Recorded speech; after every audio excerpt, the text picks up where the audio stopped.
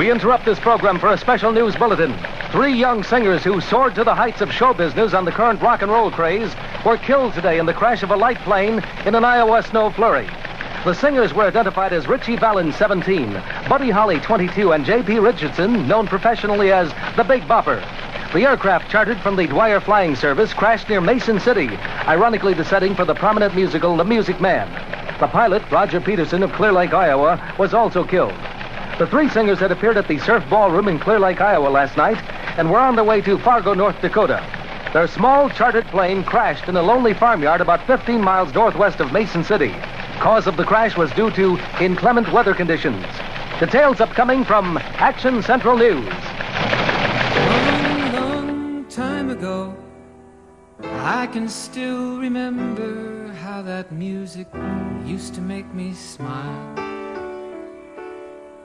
And I knew if I had my chance that I could make those people dance, and maybe they'd be happy for a while.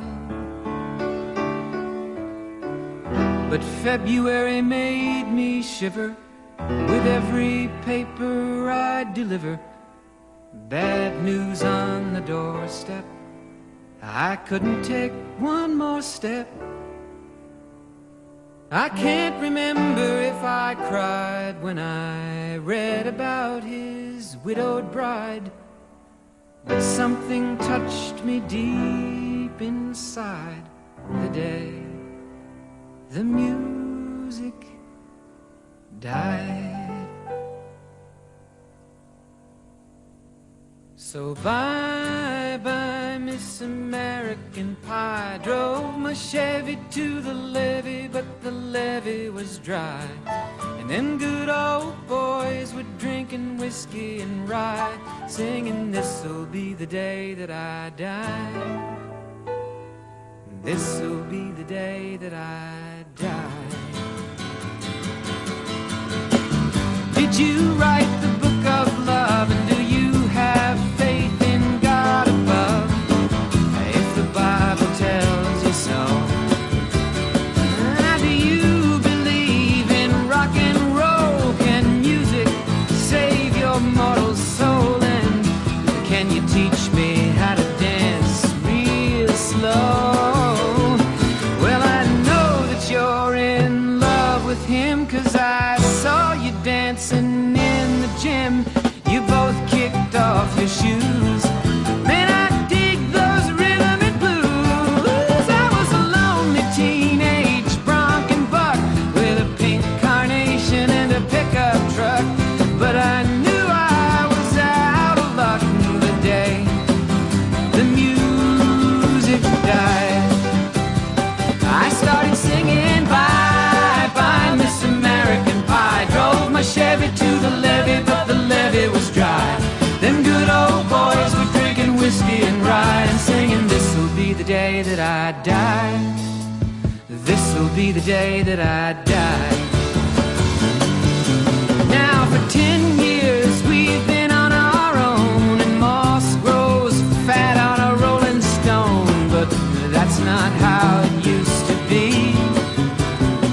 When the jester sang for the king and queen in a coat he borrowed from James Dean, and a voice that came from you and me.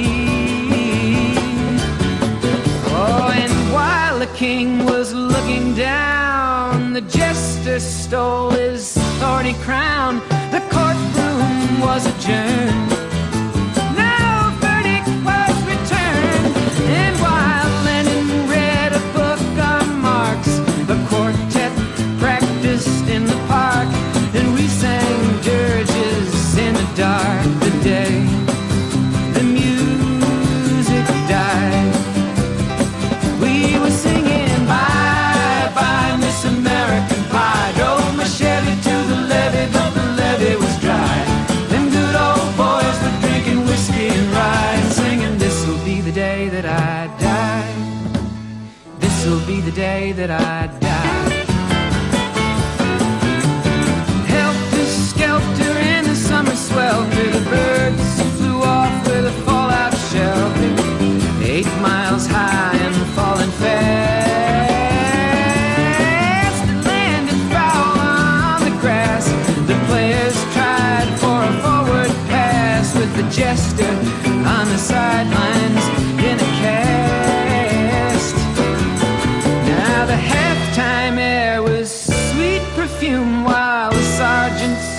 marching tune. We all got up to dance, oh, but we never got the chance, 'cause the players tried to take the field. The marching band refused to yield. Do you recall what was revealed the day the music died? We started singing bye bye Miss American Pie. Drove my Chevy to the levee, but the levee was dry. Them good old boys were drinking whiskey and rye and singing, this'll be the day that I die. This'll be the day that I die. Oh, and there we were all in one place, a generation lost in space, with no time left to start again.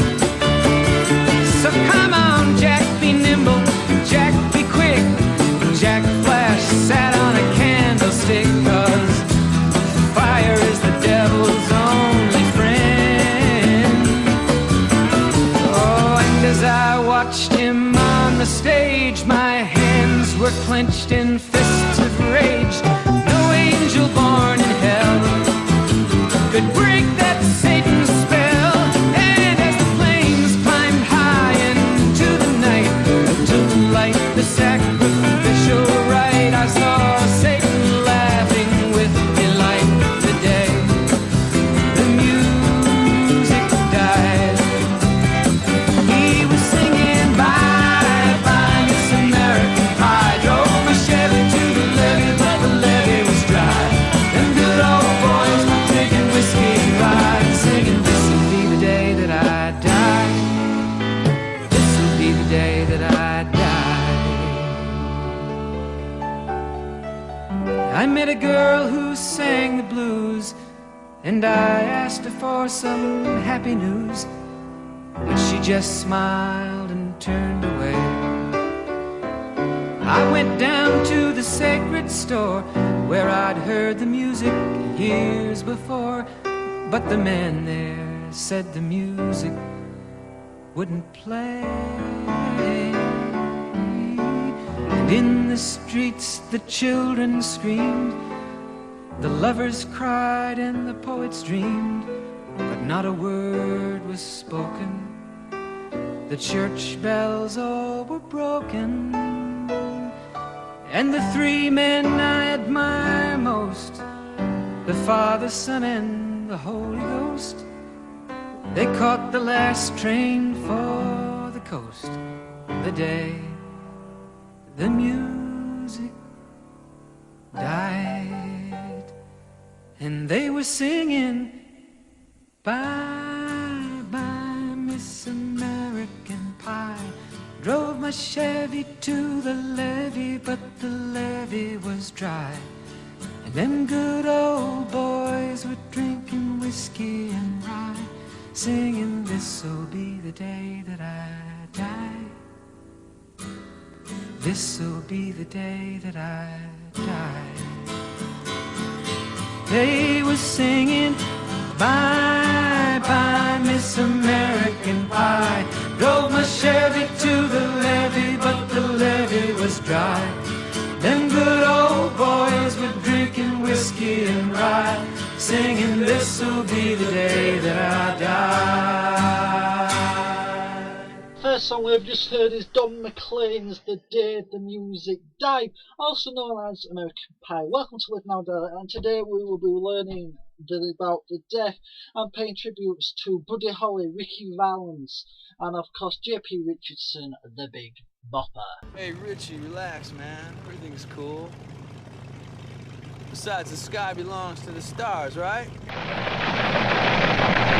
We interrupt this program for a special news bulletin. 3 young singers who soared to the heights of show business on the current rock and roll craze were killed today in the crash of a light plane in an Iowa snow flurry.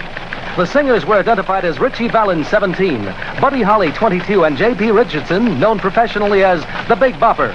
The aircraft chartered from the Dwyer Flying Service crashed near Mason City, ironically the setting for the prominent musical The Music Man.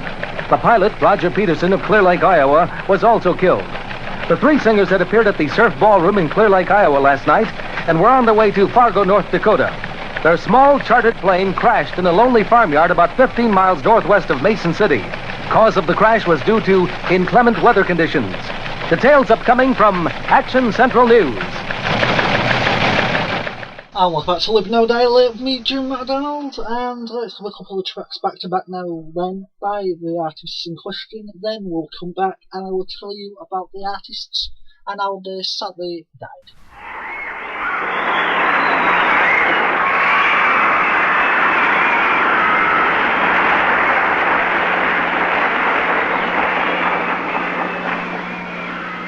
Now, a success story of one of last year's graduates from Pacoima. His first record sold over 1 million copies, and Donna, his newest release, is backed by a terrific song called La Bamba. He recently returned from Canada and Honolulu. He has been on American Bandstand and has made numerous appearances with Al Jarvis and Joe Yoakum. Now, presenting Ritchie Valens with Come On, Let's Go.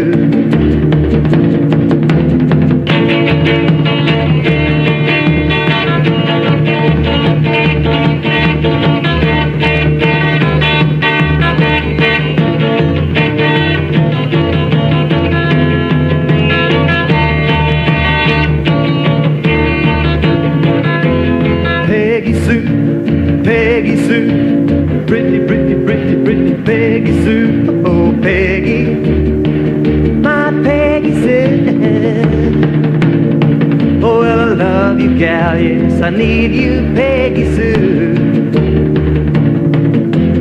I love you, Peggy Sue, with a love so rare and true. Oh, Peggy, my Peggy Sue.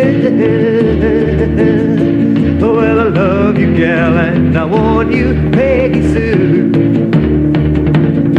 Well, I love you, gal, and I want you, Peggy Sue.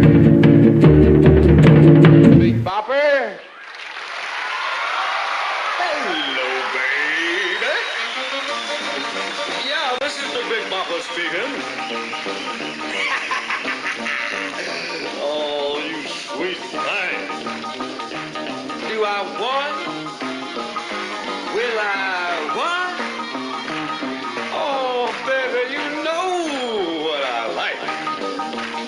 Chantilly lace and a pretty face and a ponytail hanging down, a wiggle in the walk and a giggle in the talk. Make the world go round. There ain't nothing in the world like a big-eyed girl that make me act so funny, make me spend my money, make me feel real loose like a long-necked goose, like a girl. Oh, baby, that's what I like. What's that, baby?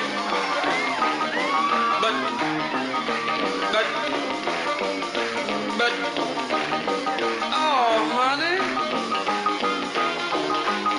But, oh, baby, you know what I like. Chantilly lace and a pretty face and a ponytail hanging down, a wiggle in the walk and a giggle in the talk. Lord, make the world go round, round, round. There ain't nothing in the world like a big-eyed girl that make me act so funny, make me spend my money, make me feel real loose like a long-necked goose, like a girl. Oh, baby, that's the one I like. What's that, honey? Pick you up at 8, and don't be late.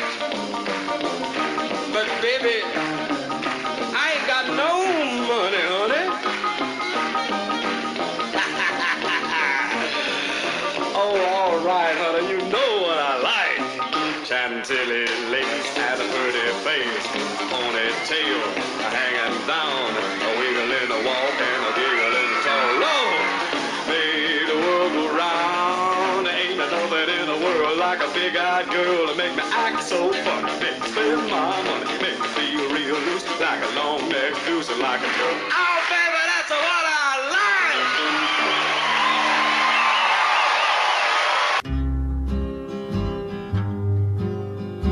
Look up in the sky, up towards the north.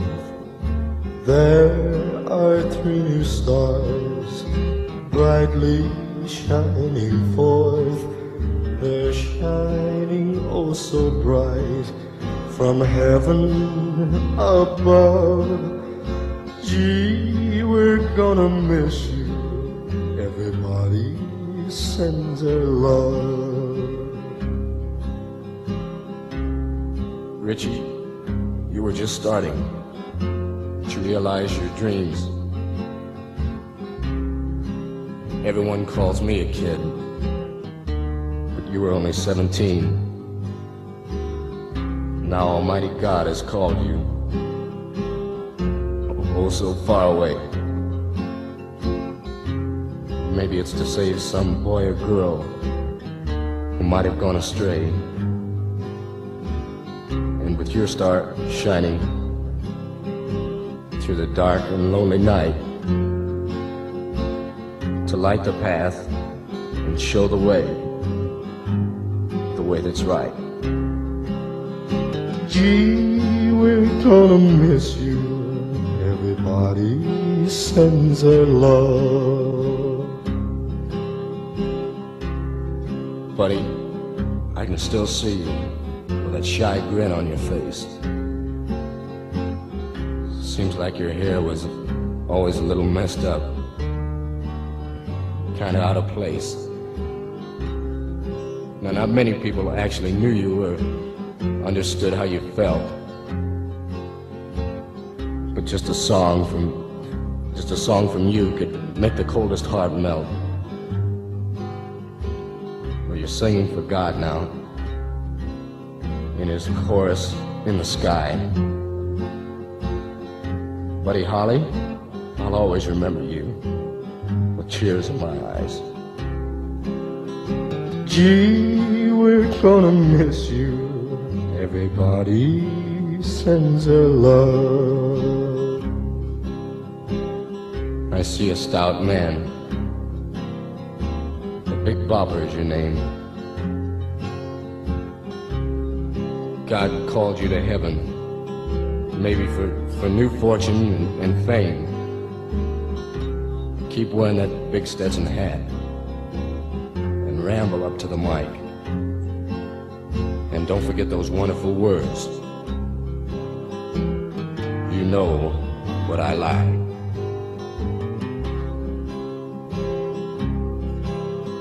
Look up in the sky, up towards the north. There are 3 new stars, brightly shining forth. They're shining oh so bright from heaven above. Gee, we're gonna miss you. Everybody sends their love. Buddy Holly, whose real name was Charles Hardin Holly, was born September 7th, 1936 in Lubbock, Texas. He started learning instruments at a very early age from his brothers and started performing in talent shows and in shows in high school. Soon, Holly incorporated rockabilly and rock into his bluegrass musical style, after being influenced by Elvis Presley and Bill Haley in his Comets. Peggy Sue, oh how my heart yearns for you. Oh, Peggy. After a few unsuccessful record singles, Holly and his band The Crickets had their first #1 single in 1957 with That'll Be the Day. That'll be the day when I die. Will you give me all your love? During his lifetime, he released 3 studio albums as a solo artist and with his band. The Chirping Crickets, his eponymous sophomore effort, and That'll Be the Day. Despite the band's eventual breakup, Holly continued recording profusely, and because of this, new material was released for years after his untimely passing.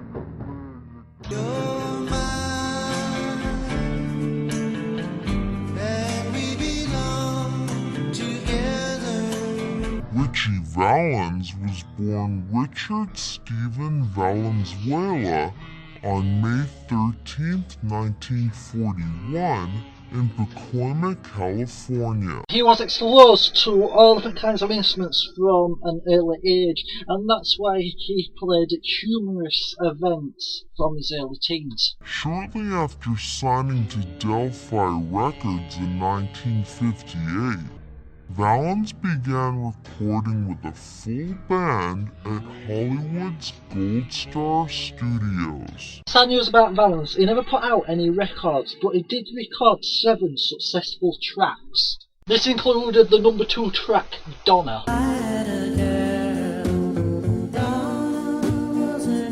Rumours went round that he made that song about a Donna kebab, but it wasn't. He had a girlfriend called Donna. Okay, he also did a Mexican rock and roll type song that was traditionally folk, and it was La Bamba. Valens soon dropped out of high school to play shows across the country, make numerous television appearances, and to continue recording. The songs from this period later emerged on posthumously released albums. Yeah, this is the Big Bopper speaking. Giles Perry J.P. Richardson Jr. was born October 24th, 1930 in Sabine Pass, Texas. He usually played with his college band, but he quit his freelance studies whilst he was at college and joined a Texas radio station as a DJ and got the nickname the Big Bopper. Following time in the U.S. Army, Richardson was given his own show and became known as the Big Bopper. In 1957, the DJ made history after broadcasting for over 120 hours. He soon began writing songs and even penned #1 hits for George Jones and Johnny Preston. As a recording artist, the Big Bopper's biggest song was the top 10 pop hit Chantilly Lace. Ain't nothing in the world like a big-eyed girl to make me act so funny, make me spend my money, make me feel real loose like a long-necked goose, like a girl. Oh, baby, that's what I like. The fate of these rock and roll legends, rock and roll icons ended February the 3rd, 1959. They were headed to Moorhead, Minnesota as part of the 3-week-long 24-city winter dance party tour. However, the tour bus broke down due to serene weather conditions. It was about so cold. It broke down about 4, 5, 6, 7, 8 times whilst they were on tour. As a result, 21-year-old Roger Peterson was hired to fly some of the musicians to their next destination in a small Beechcraft Bonanza 35 plane. In a twist, many people was aboard the plane that shouldn't have been. As the Big Bopper had a cold, Holly's bass player Waylon Jennings gave him his spot. Valens won his seat in a coin toss with Buddy Holly's guitar player Tommy also. Despite light snow, the single-engine aircraft took off at close to 1 a.m. local time, but quickly disappeared from sight. Due to the weather and an inability to establish radio contact, the crash site was only discovered the next morning when plane owner Hubert Dwyer found the debris miles from Mason City Municipal Airport near Clear Lake, Iowa. Poor visibility and pirate error was named causes of the tragic accident.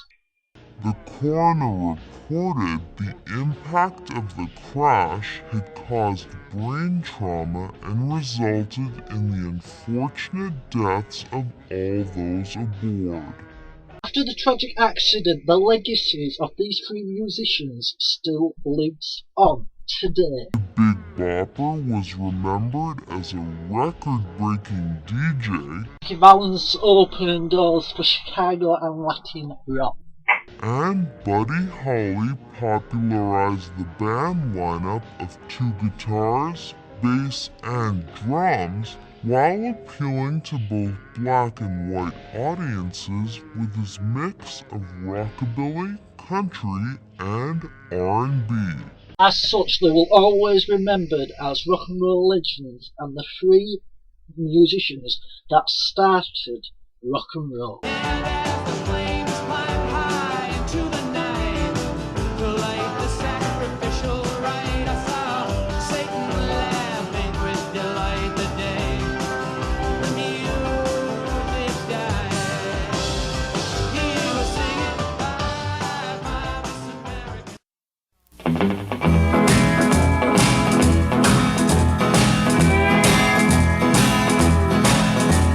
Slam, you walked away, his arm around you, I heard you say, I never loved him, I love but you, Lord, just play easy blues.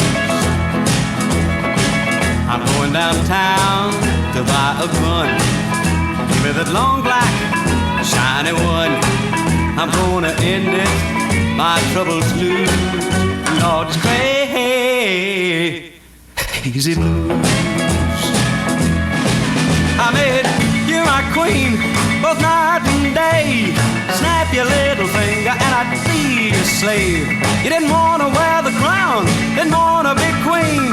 You got the kind of loving makes me want to scream. So roll me over and roll me slow. The wounds that I made, they hurt me so. The wounds that you made, they hurt me too. And Lord, it's crazy blues.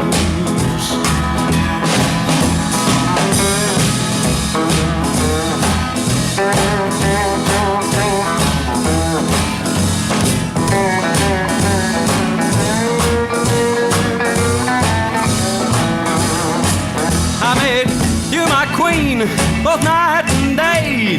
Snap your little finger and I'd be your slave. You didn't want to wear the crown, didn't want to be queen. You got the kind of loving makes me want to scream. Roll me over, but roll me slow. The wounds that I made, they hurt me so. The wounds that you made, they hurt me too. And Lord, it's crazy blues. And welcome back to Live Now, Die Later. Don't forget, if you want to get in contact, Metal Night Radio Show at gmail.com, facebook.com/LNDL Music. I've just had a couple of text messages. And don't forget as well, we have some fantastic rock, metal, blues, soul, R&B, rockabilly, blues, pop from the 1950s and everything that originally came from the blues. Just like this track right here.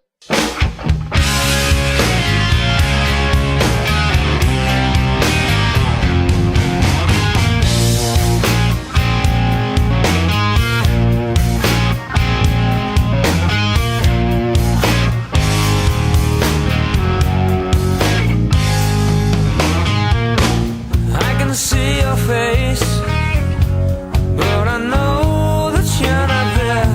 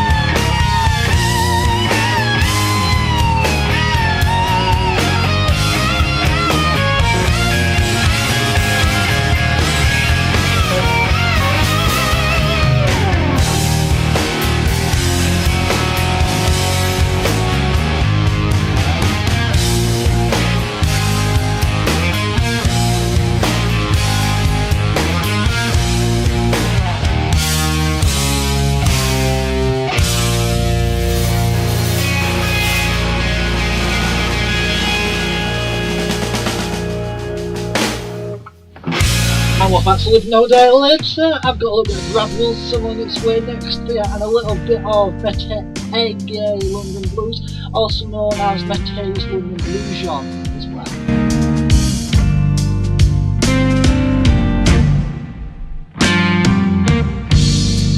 Cigarettes and coffee,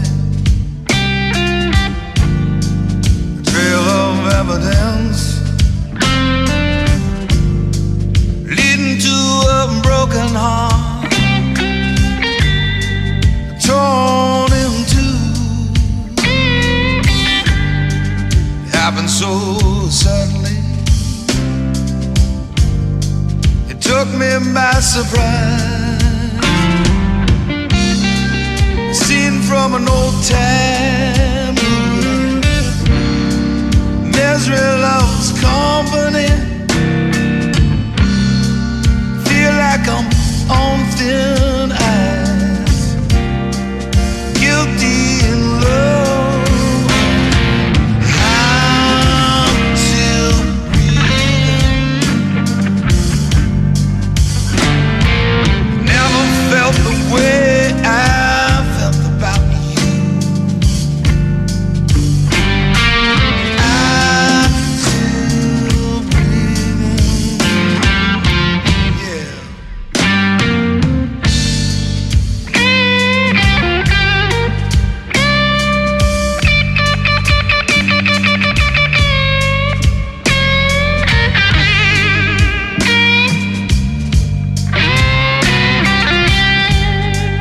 I'm still breathing, baby. Oh, whoa, whoa. I'm on thin ice. Redwood tears. This little show we've got going on, man. Not do the sensible thing. Oh, I'm still breathing, baby. Never met anybody like you. Oh, now I'm still breathing, baby. Ah, if the blue skies were red, the tears would be rain. We both know wrong from right, man. And well, this thing going on between us. If you'll be okay, baby, and I can walk away, don't you worry about me, baby. 'Cause I'm still breathing. But I never felt the way I felt about you. I'm still breathing.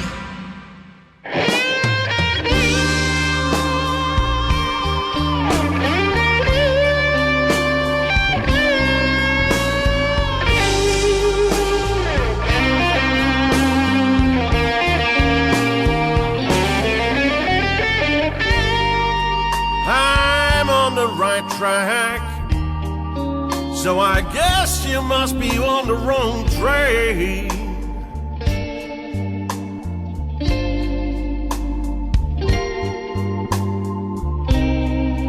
Don't look like you ever coming back, and I don't believe you're ever gonna get this chance again.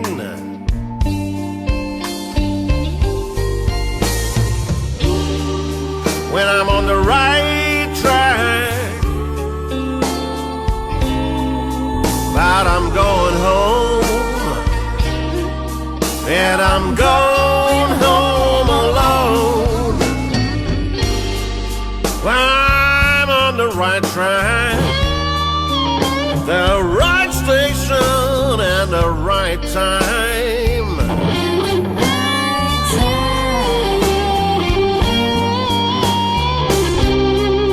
And unless the clock starts turning back, there ain't no more trains tonight. on this line.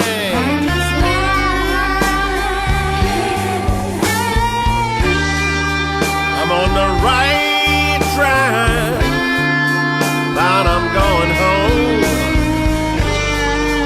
and I'm going home alone. You know, I used to be your lover, and I thought you were my friend, and I thought we'd be together for all the time. But there is something going on here, and I don't like the message it sends.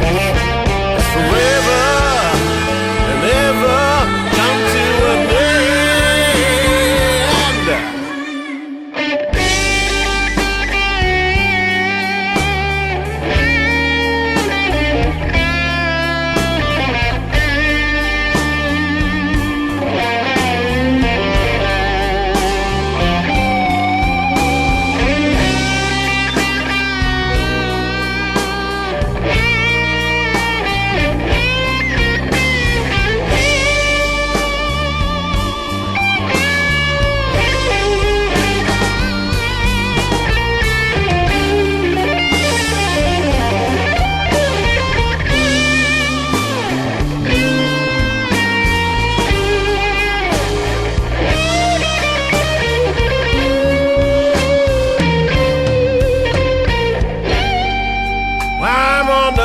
Track, and in the morning the sun's gonna shine. The sun's gonna shine.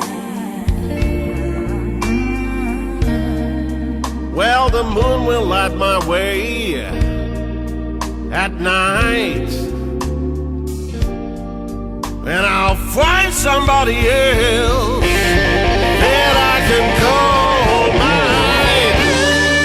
I'm on the right track when I'm going home, but I'm going home all alone, and I'm on the right track when I'm going home.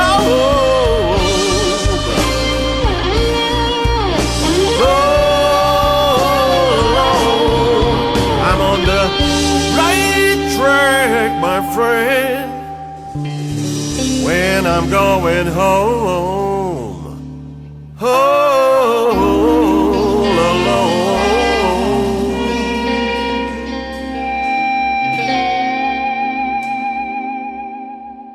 Oh, I'm loosening up again. I'm getting on.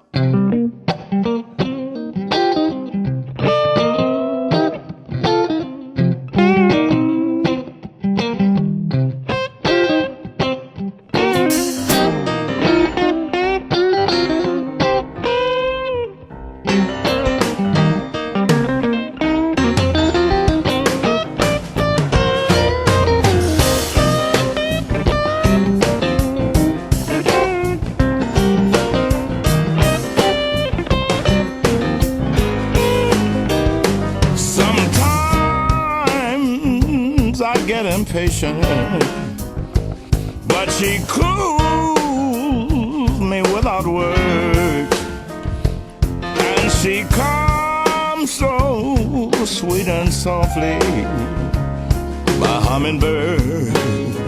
Man, have you heard that I thought my life had ended, but I find that it's just begun. 'Cause she gets me where I live, and I'll give all I have to give. Talking about my hummingbird. Oh, she's little and she loves me too much for words to say. When I see her in the morning sleeping, oh, she's little and she loves me too. My lucky day, hummingbird, don't fly away.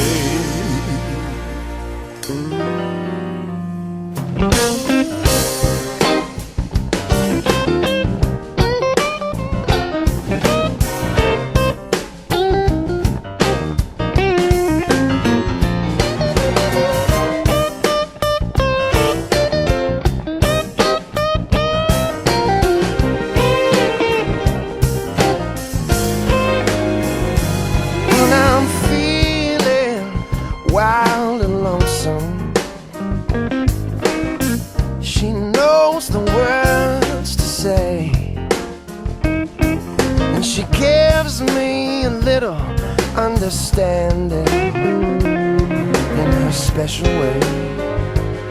I just have to say, in my life I loved a woman because she's more than I deserve, and she gets me where I live. I give all I have to give. I'm talking about my hummingbird. Oh, she's little and she loves me too much for words to say. I see her in the morning sleeping. Oh, she's little and she loves me. My lucky day, hummingbird, don't fly away. Don't fly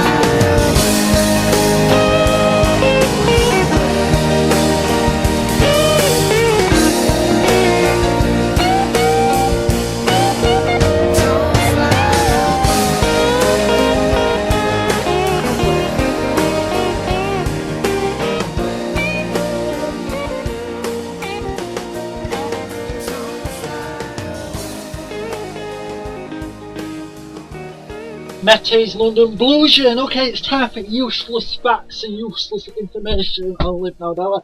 Okay, the next track I'm going to play is Cocaine. It's by Eric Clapton. But did you know that cocaine used to be in Coca-Cola?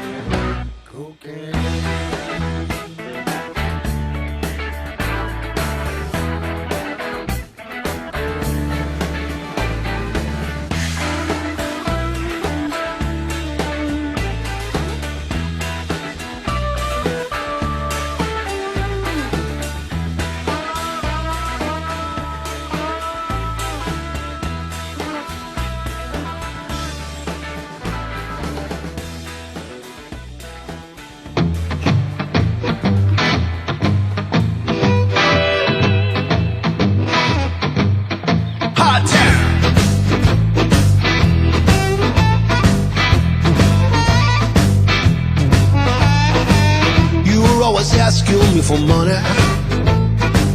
You think it's growing on the trees.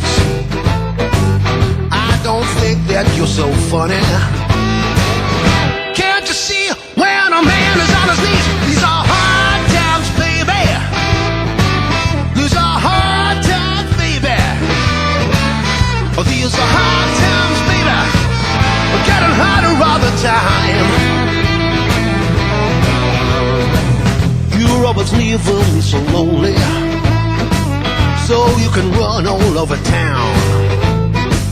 I used to be your one and only, but now I see you would get me when I'm down. These are hard times, baby.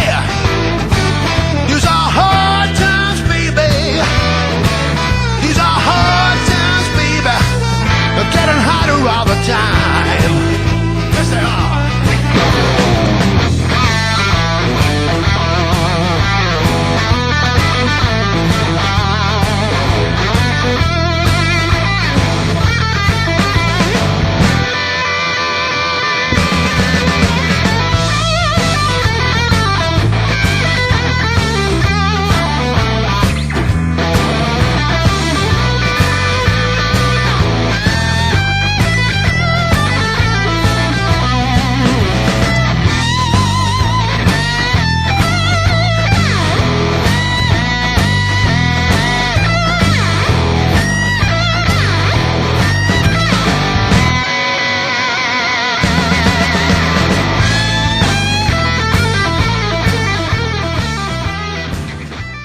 Of course, that was Gary Moore. I hope you enjoyed that one. Of course, it was Hard Times.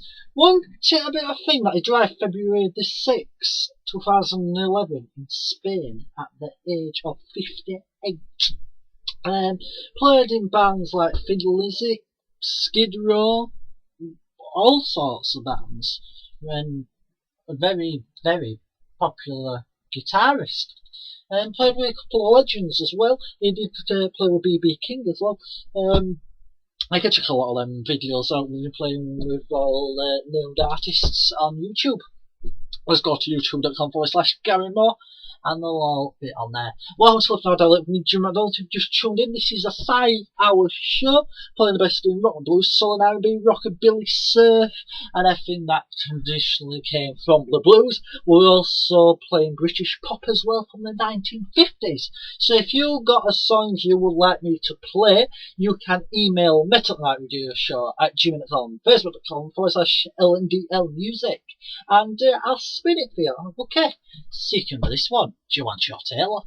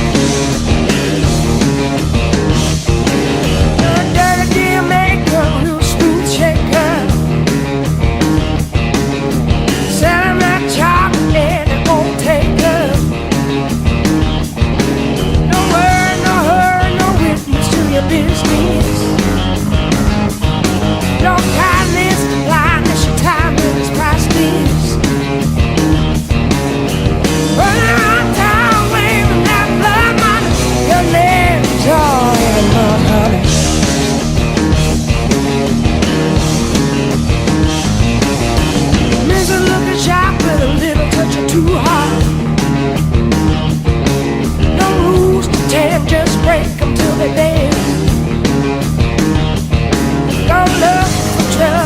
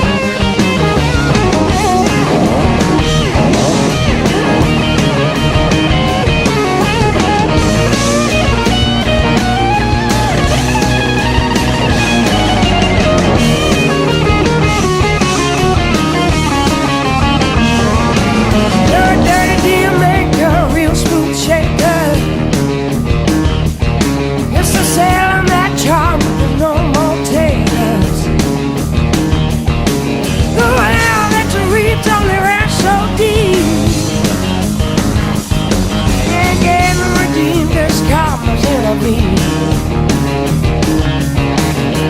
Run down, waving that blood money. Your name's gonna be mud honey.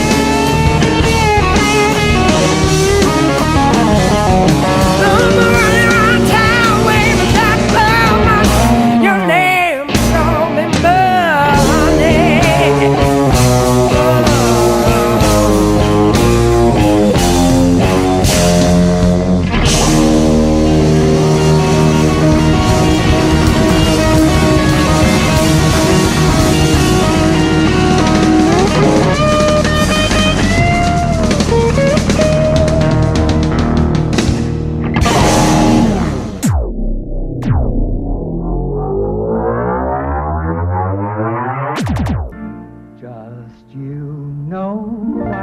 Religious leaders say he's corrupting the youth of America. You and I Psychologists feel he's creating mass hysteria. will by and by Police say he incites rioting. know true love's way. They think he's crazy, even dangerous. Sometimes we'll sigh, He's just 20 years old. sometimes we'll cry. And yet, he's one of the most important men in America. We'll know why. He's going to change the future of a whole generation. His name is Buddy Holly. And this is his story. That'll be the day when you say goodbye. Now this music is a threat to our very society. I have a sound in my head, and so far it's not like anything we've done here. You said, let's get down here and make some records fast. Well, I'm here, and this is what we've done. Now, what do you call it? Probably a mistake, buddy. Every day it's getting closer, going faster than a roller coaster. Wait, hold it. There's a phone call for you. Long distance, someplace in New York. New York, who the hell you know in New York? You don't mean to stand there and tell me you're white. No white actors ever played the Apollo. Now,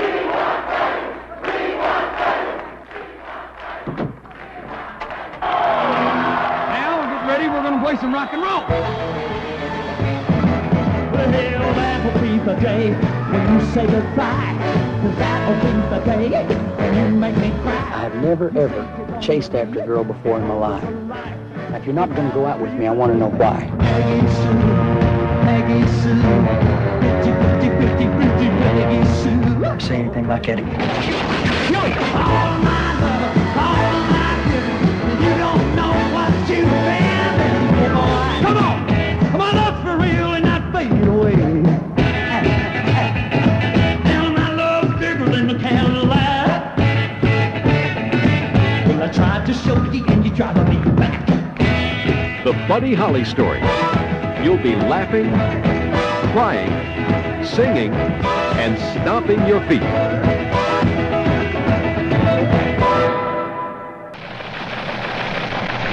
We interrupt this program for a special news bulletin. 3 young singers who soared to the heights of show business on the current rock and roll craze were killed today in the crash of a light plane in an Iowa snow flurry. The singers were identified as Ritchie Valens, 17, Buddy Holly, 22, and J.P. Richardson, known professionally as the Big Bopper. The aircraft chartered from the Dwyer Flying Service crashed near Mason City, ironically the setting for the prominent musical The Music Man. The pilot, Roger Peterson of Clear Lake, Iowa, was also killed. The 3 singers had appeared at the Surf Ballroom in Clear Lake, Iowa last night and were on their way to Fargo, North Dakota. Their small chartered plane crashed in a lonely farmyard about 15 miles northwest of Mason City. Cause of the crash was due to inclement weather conditions. Details upcoming from Action Central News. And welcome back to the second hour of Live Now and Die Later. Yes, we are looking on the life and story of Buddy Holly, Ritchie Valens, and of course J.P. Richardson, the Big Bopper, right here on Live Now and Die Later. So let's have 3 tracks by them back to back now. Every day it's a getting closer, going faster than a roller coaster. Love like yours will surely come my way. Hey, hey, hey. Every day it's a getting faster. Everyone said go ahead and ask her. Love like yours will surely come my way. Hey, hey, hey.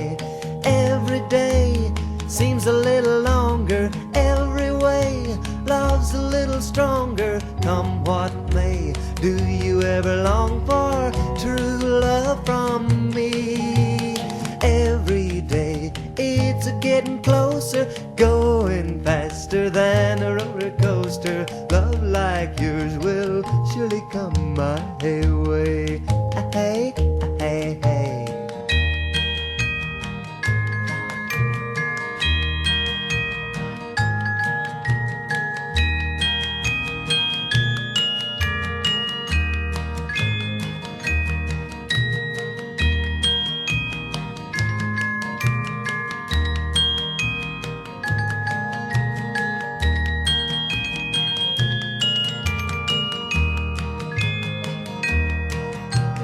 Every day seems a little longer, every way love's a little stronger. Come what may, do you ever long for true love from me? Every day it's a getting closer, going faster than a roller coaster. Love like yours will surely come my way. Hey, hey, hey. Love like yours will surely come my way.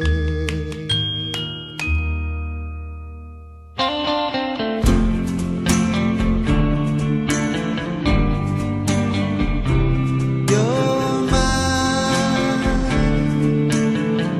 and we belong together. Yes, we belong together. For eternity,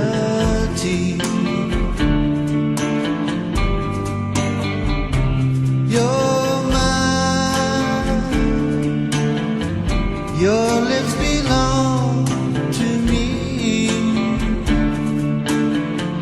Yes, they belong to only me.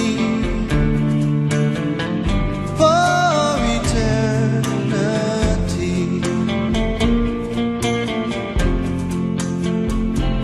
You're mine, my baby, and you'll always be. I swear by everything I own, you'll always, always be mine. You're mine, and we belong together. Yes, we belong together for eternity. Eternity.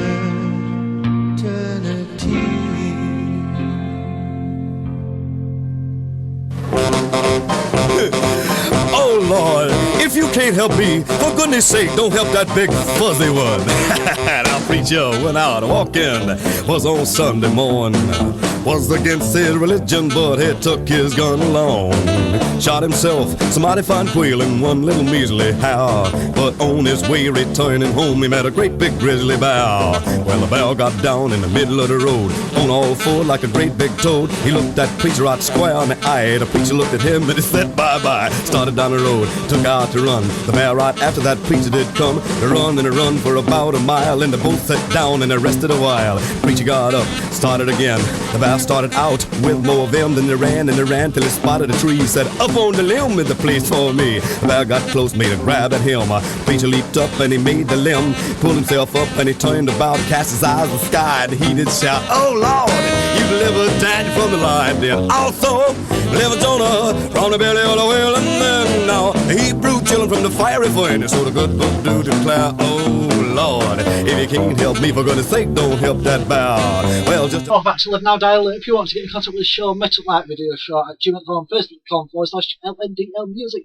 We have just heard from the likes of Buddy Holly, JP Richardson, also known as the Big Bopper, and of course Ritchie Valens as well. Okay, still got some more fantastic tracks on its way. Don't be switching.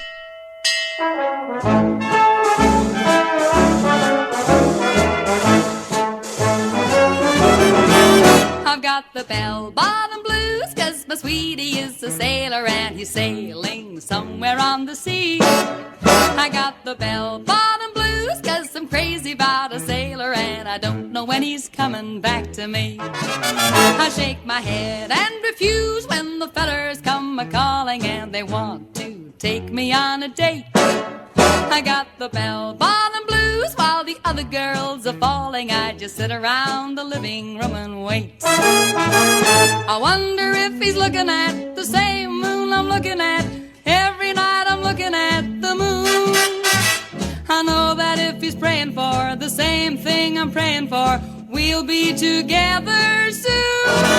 I got the bell-bottom blues just a-waiting for a letter. Heaven knows I'm lonely as can be. I got the bell-bottom blues and I won't be feeling better till my sailor boy comes sailing home to me.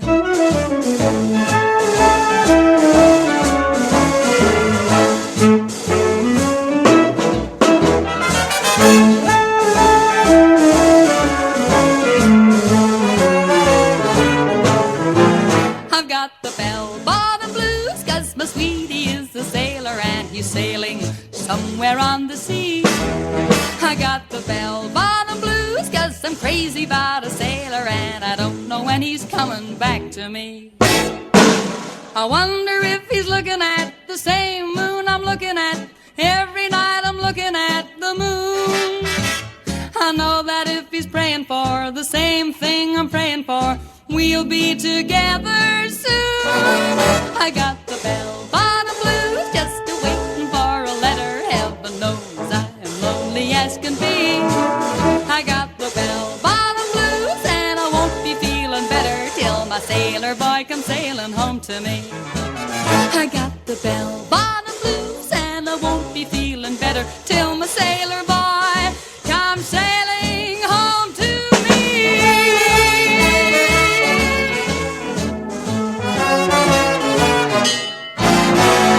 Now listen, peoples.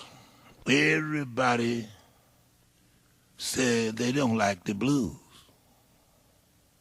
But you're wrong. See, the blues come from way back. And I'm going to tell you something again. The things that's going on today is not the blues. It's just a good beat the people is carrying. But now when you come down to the blues, I'm going to show you how to play the blues. Now you just sit here and watch me.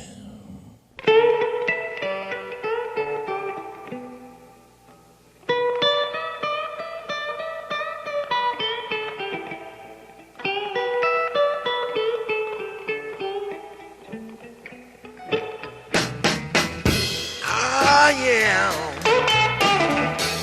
a banjo man. I am a banjo.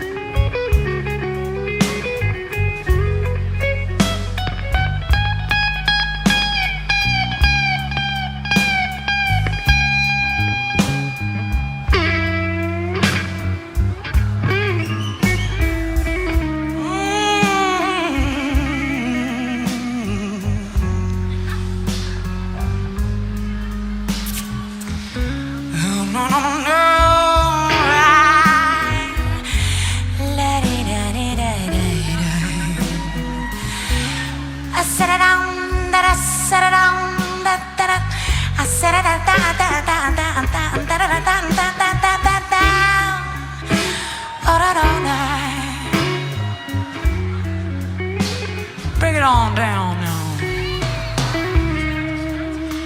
I sing these words time and time again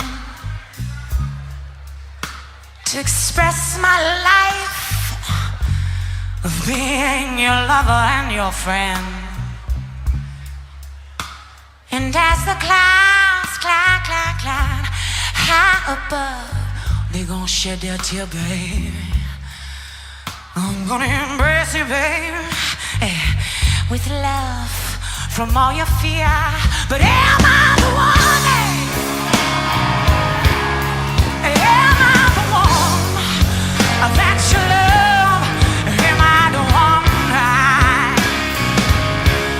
Am I the one that you think am I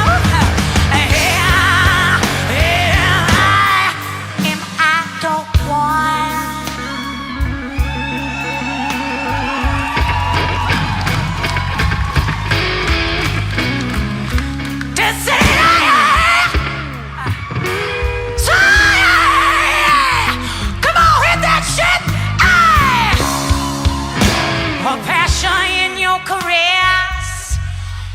Gonna flow through your fingertip, motherfucker. And I pray for the day I hear those precious words pass through your lips, and wishing upon a star from up above, that soon you look at me, baby, and say I'm the one that you love.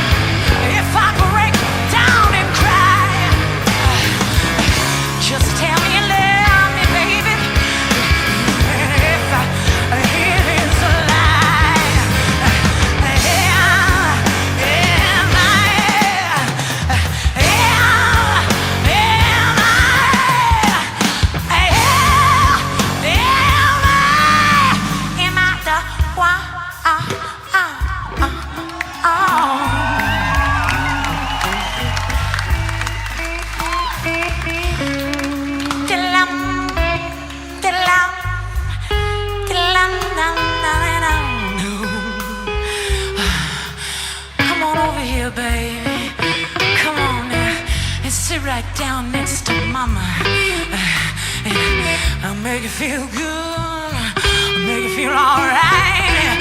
Hey, play,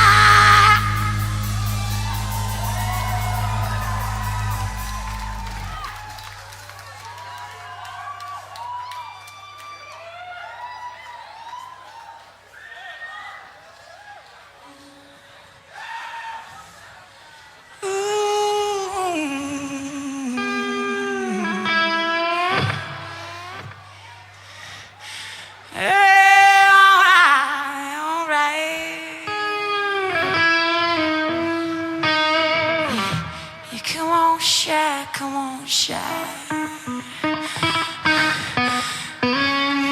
Coming in and asking out of one.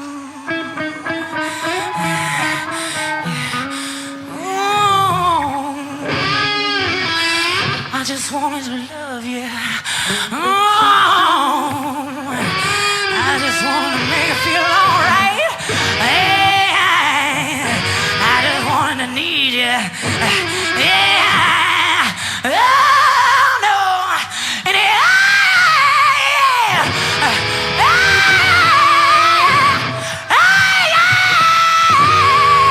Baby, that's gonna be it. Baby, that's gonna see it. Baby, that's gonna see it. I love it and I don't teach it.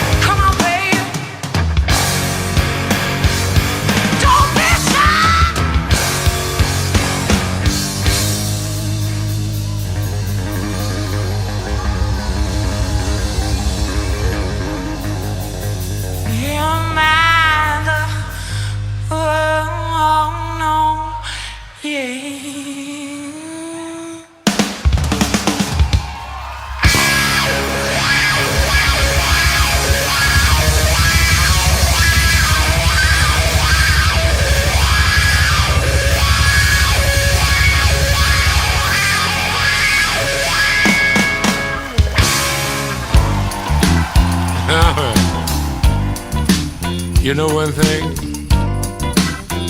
You got some nosy people out here. Yeah. You know, I take 6 months out of the year minding my own business. The other 6, I'm leaving other people's affairs alone. Let me tell you this. Mind your own business and leave my affairs alone. Mind your own business and leave my affairs alone. Like the good book said, every goodbye ain't gone. It only takes a minute to do what you gotta do. It only takes a minute to do what you gotta do. While you watching me, somebody else is watching you. If it's wrong what I'm doing, I'll be the first to know. If it's wrong what I'm doing,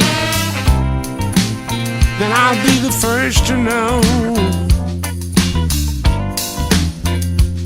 Until I find out, I'll be good to go. You're wrong for that, baby. You shouldn't be talking like that. You're wrong for that, baby. You shouldn't be talking like that. You calling me a dog, all I'm doing is chasing a cat. Ow!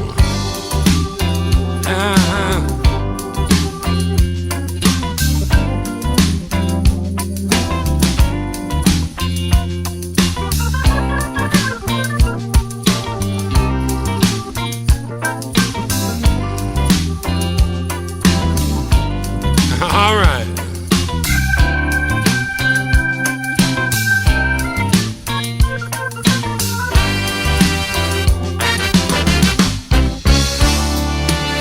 Mind your own business. Leave my affairs alone. Mind your own business and leave my affairs alone. Like the good book said, every goodbye ain't gone. You're wrong for that, baby. You're wrong for talking like that. You're wrong for that, baby. You're wrong for talking like that. You calling me a dog.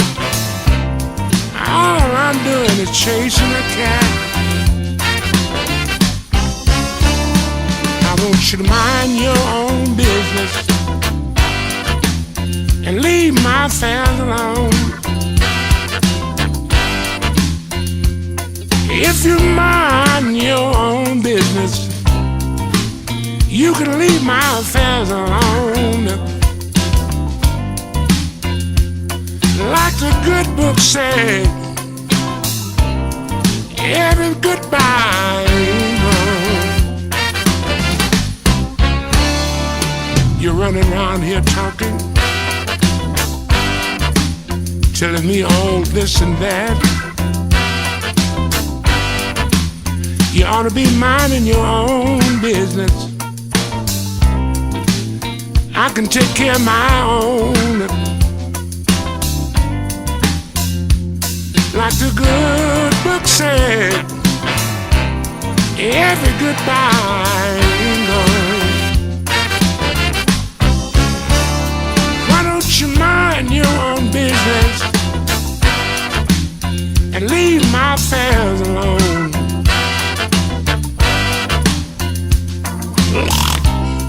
Mind your own business and leave my affairs alone. Like the good book said, every goodbye ain't gone. I wonder, do you hear me? I'm talking about minding your own business.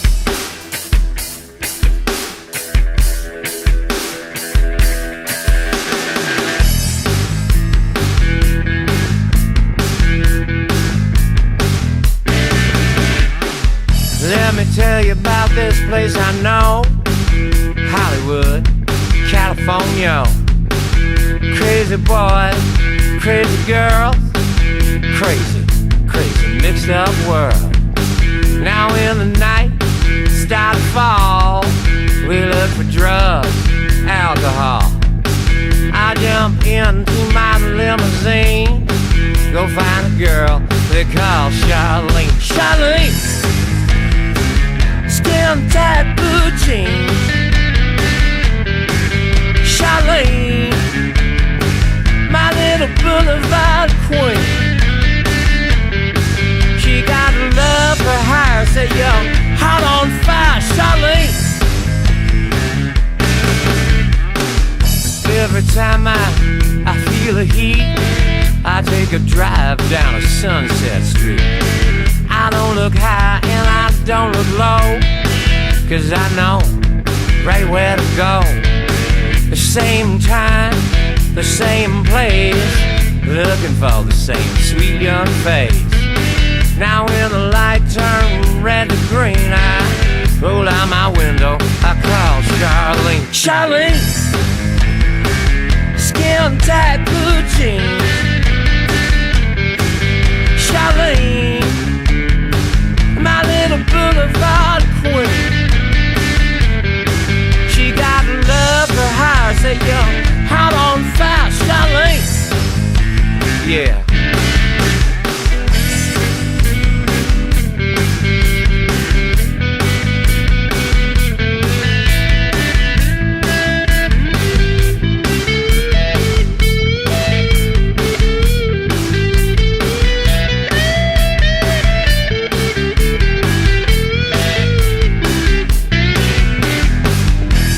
baby don't tell no lie. She don't need no alibi.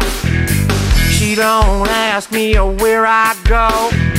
She don't care and she don't wanna know. She got a silver tongue and a golden leg. She make me moan, she making me beg. She don't put up no fuss and there ain't no fight. It's just the hips, lips, and fingertips and say goodnight. Charlene, skin tight blue jeans. Charlene, a pretty little Charlene. She got love for her, say your heart on fire, Charlene. I call my baby back. Oh yeah.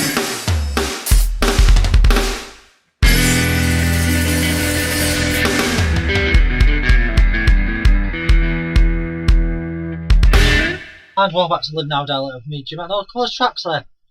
Back to back. Okay, lots of passing away and dying recently. Really, really sad. Of course, Dale Griffin is the recent one, who was a drummer for Mott and the Hoppers. He was born October 24th, 1948. He died January 17th, 2016. Really, really sad. And of course, we also had Lemmy from Motorhead, who sadly passed away as well. And he was born December the 24th, 1945, and he died December 28th, 2015. Really, really sad. And then we had David Bowie, who's sadly passed away as well. Really weird. A lot of these people that have died have been in the 60s when around. Of course, David Bowie was born January 8th, 1945. 47, sir, and he died January 10th, 2016. Really, really sad. And of course, it's really, really sad that we've had all these artists that have died. Of course, we had the legend B.B. King, who died as well. He was born September 16th, 1925, and he died May 14th, 2015 as well. Really, really, really sad. And he died at age 89. Really, really sad. Okay, I'm going to play a track now for you, for Dale. This is Mott and the Hoppers.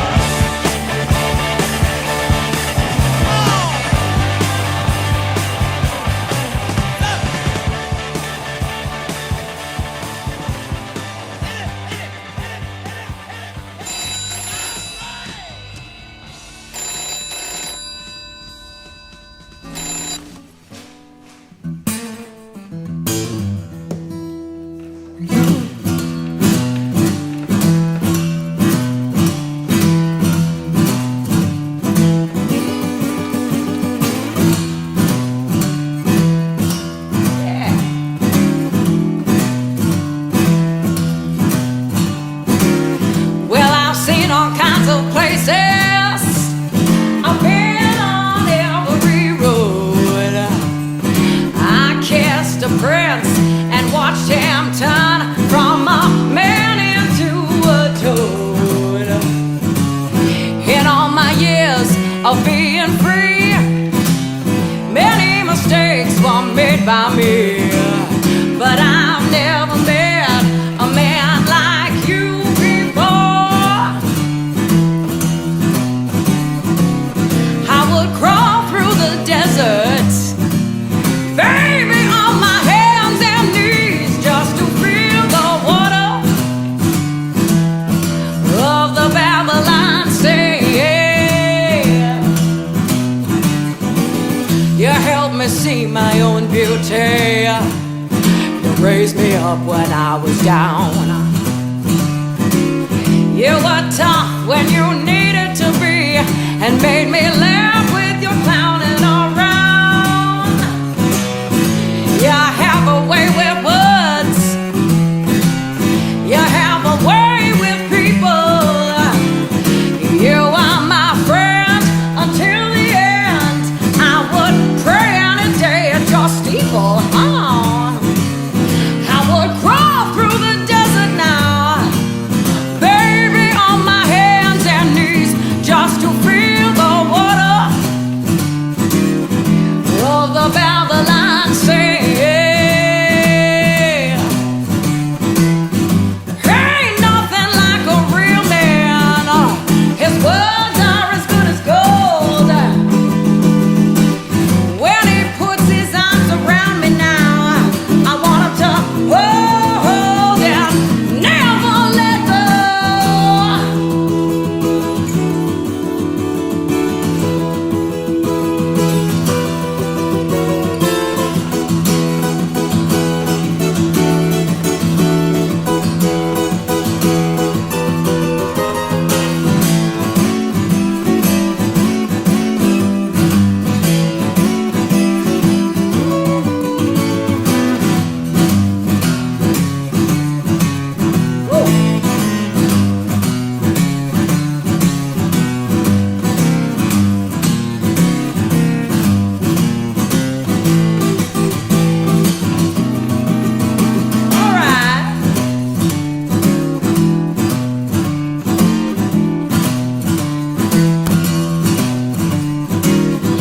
I will travel this world, will never leave you behind. You'll always be inside my heart, where your smile I can find. I'm going through changes, I'm a little older now. I'm getting wiser, but still it's hard to see your picture on my wall. I'll take you with me in my heart, everywhere I go. In all my life I've never met a man like you before. I would crawl on my hands and knees, 'cause you're the best man I know, just to feel the water of the Babylon Sea.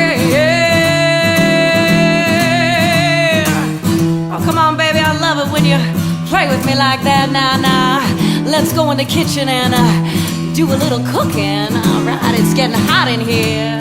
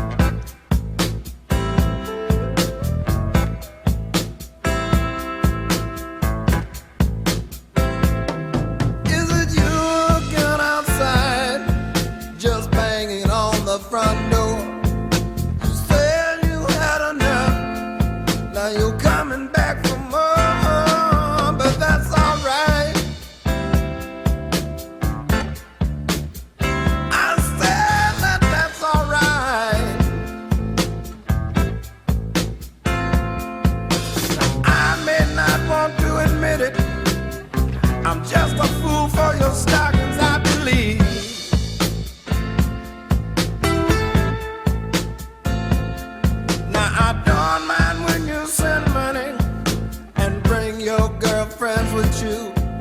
But how could one be so thoughtless to try and handle less than two? But that's alright.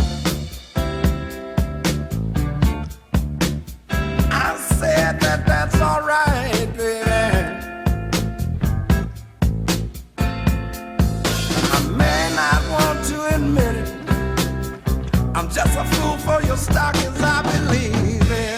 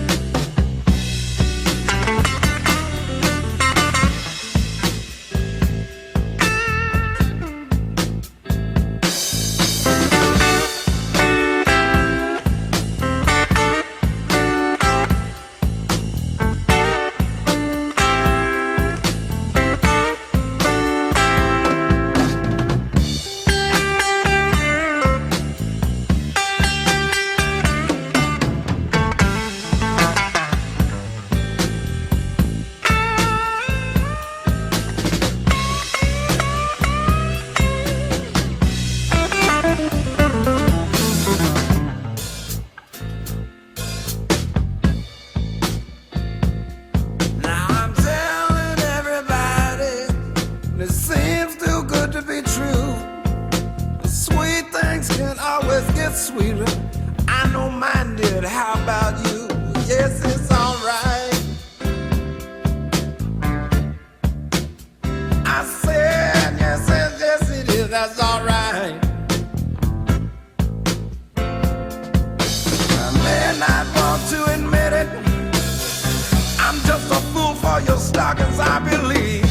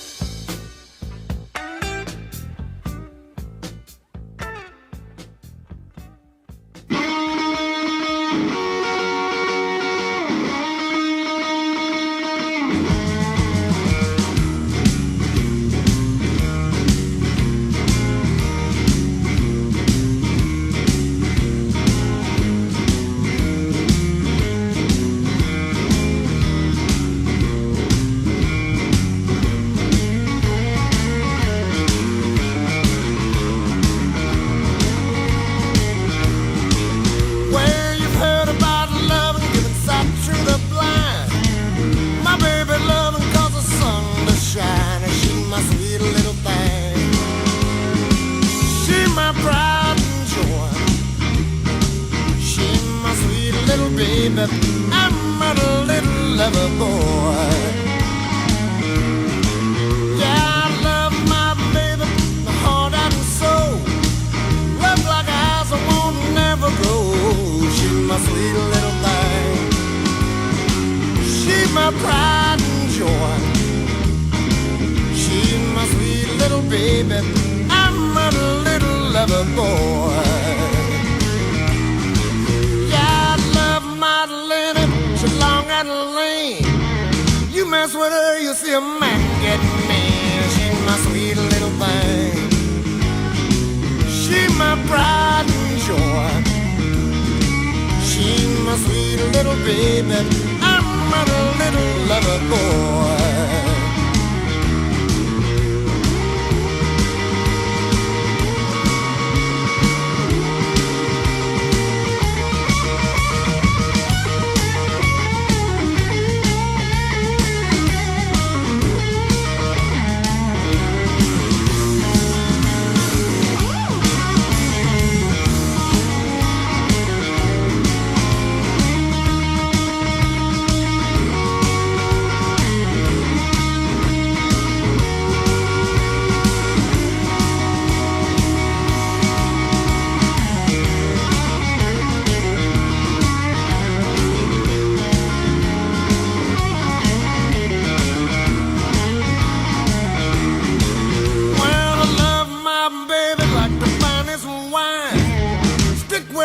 coming to the end of time. She's my sweet little thing. She's my pride and joy. She's my sweet little baby. I'm a little lover boy. Yeah, I love my baby, my heart and soul. Love like eyes I won't never go. She's my sweet little thing. She's my pride and joy. She's my sweet little baby. I'm a little lover boy.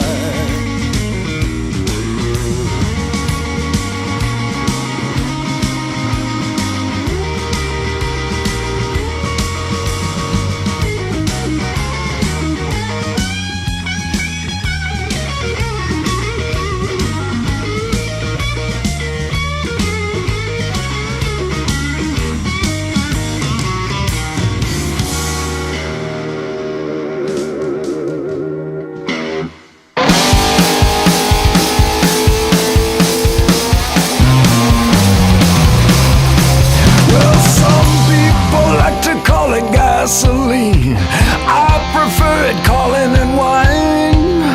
Either down in the desert or back in the hills, everybody calling it fine. I believe it feels a little alright, but ain't it now kick like a mule. Baby, I don't care, give me whiskey, that's wine. Step on it, read it on through. I'm running risky.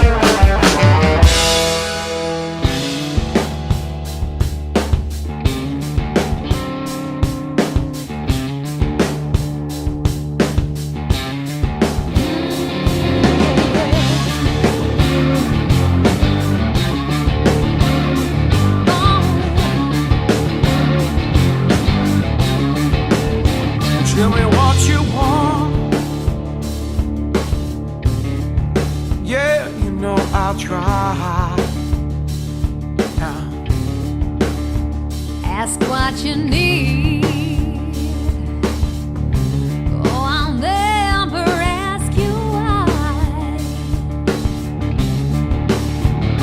You know, the more and more I do, I see there ain't no pleasing you. And I'm bending over backwards, so there ain't no place left to go. Do you want me on my knees? Baby, you're so hard to please. Is it just that you need to see me being used? Oh no. Do you do these things to me to keep me dazed and confused? You know, the more and more I do, I see there ain't no pleasing you. And it hurts so much to stay, but too much more to go away. Do you want me on my knees? Baby, you're so hard to please.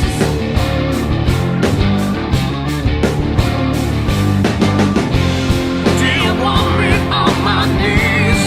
Baby, you're so hard to please.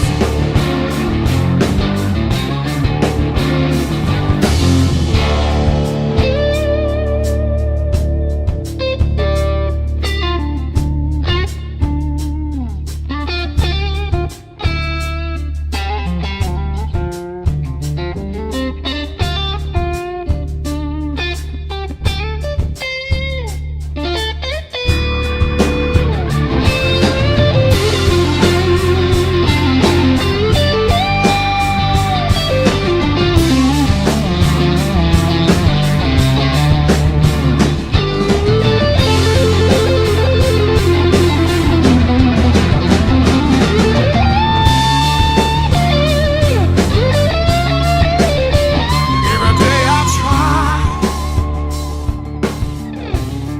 but I just can't deny.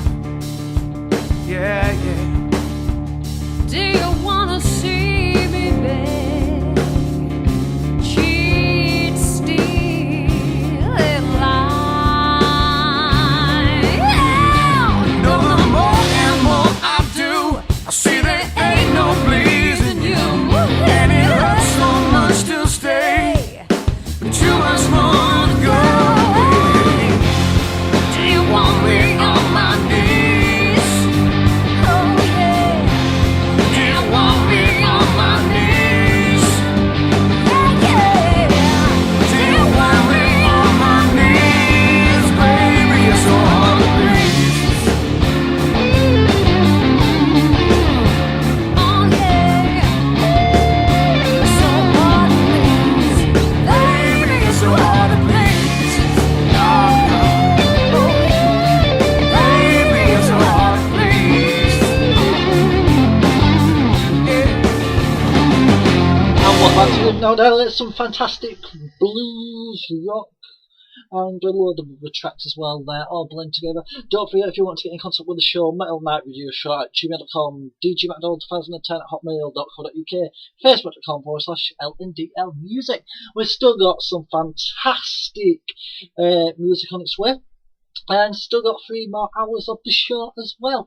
Of course, it is a 5-hour broadcast. No, instead of a 4-hour broadcast, I'm back doing 5 hours. And I'm so happy about that. I think it's time to boogie. Let's boogie.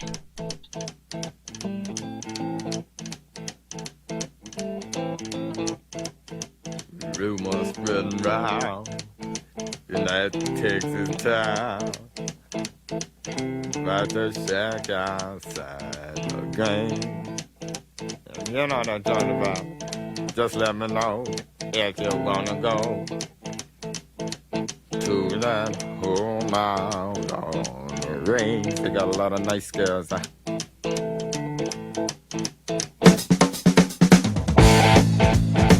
I'm racing.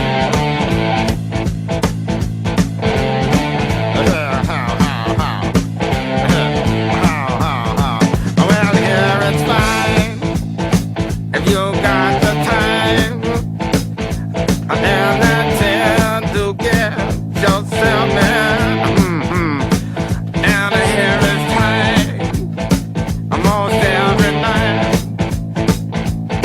But now I might be mistaken.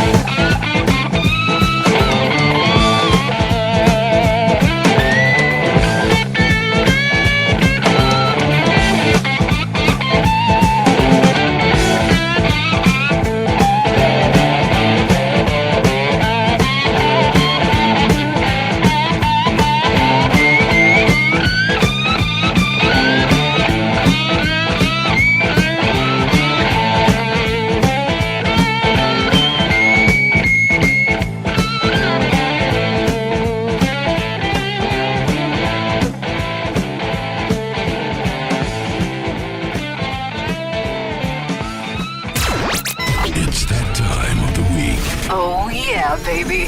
I'm joined by publicist Tom Reister. He's going to tell you about the time he went to see Buddy Holly, Ritchie Valens, and the Big Bopper. And we're there at the Surf Ballroom in Clear Lake, Iowa, and it was actually a school night because it was like a Tuesday or Wednesday night or something, and I don't remember now what time it started. Maybe it was 7 o'clock or 8 o'clock, and it was Buddy Holly.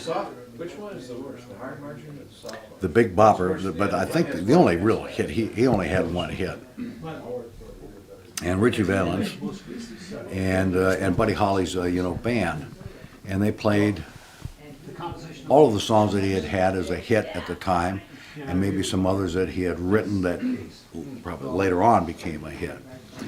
And I think the curtain closed, somewhere around 11 o'clock, and they came on and did a, maybe a one number on, Buddy Holly and the Crickets did a one number encore, and walked out of the Surf Ballroom quarter after 11, 11:30, and it was snowing, big, heavy, wet snowflakes coming down fairly slowly. There was probably 2 inches of snow on the car. And drove home. We went to my friends. I didn't have a car, so I rode with a neighbor kid. I think there was 4 of us, and we go to a little cafe that's usually open, and had midnight lunch. Went home because it was a school night. I probably got home at 1 o'clock in the morning. Get up in the morning, and at the time my parents did not subscribe to a morning paper, and I go to school. 8 o'clock, Mason City High School, downtown Mason City. And going between classes, I'd hear these rumors in the hallway. Oh, big accident, they're all dead. That's bullshit. And I just, this can't happen. This never happened. Somebody's just making up a story. And for whatever reason, at lunchtime, I rarely ever ate at the cafeteria. I went over to this hot dog stand, and I walked past the offices of the Mason City Globe-Gazette.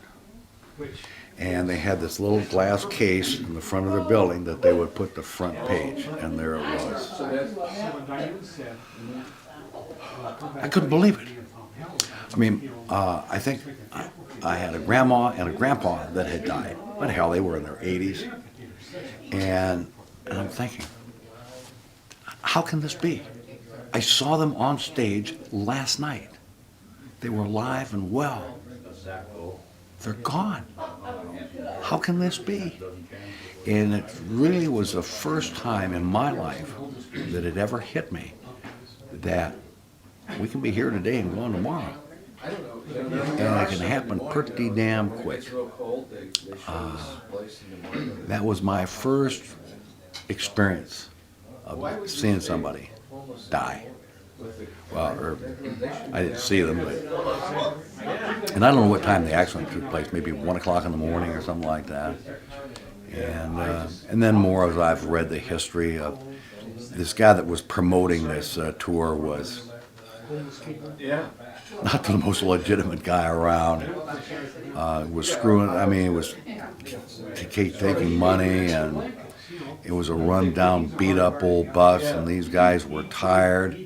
And it was simply one-night stands and traveling huge distances in this old rickety coach. So you can't really fault them for wanting to fly up to Fargo to do the thing. And it's just one of those unfortunate things. But I don't know. Hopefully it'll be 4 or 5, maybe 6 generations before the name Buddy Holly finally, disappears. I mean, here we are in the 21st century, and we still listen and hear Mozart, Bach, Beethoven, classics. Buddy Holly's a classic. So is Jerry Lee Lewis. I suppose you have to put Elvis Presley in that league. Me, Little Richard. I loved Little Richard. I'm sure he'd find out that he was didn't like girls that well, but another story. But I loved his performances. And it was a long time before I ever saw him on TV. Listen to love his music. A lot of great music back then. And then somewhere, rock and roll kind of fell off the slippery slope.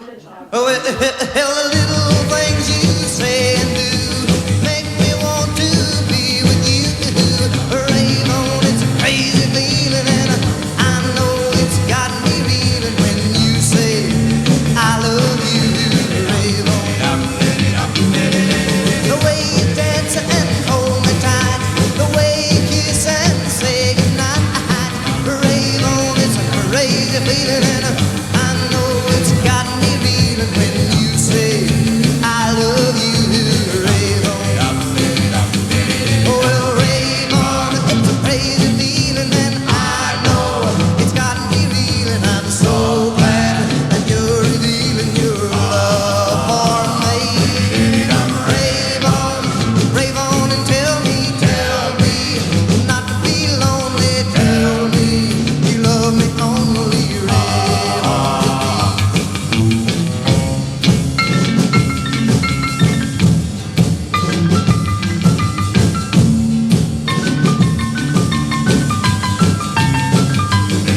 Well, rave on, it's a crazy feeling, and I know it's got me reeling. I'm so glad that you're revealing your love for me. Rave on and tell me not to be lonely. Tell me you love me only. Rave on to me.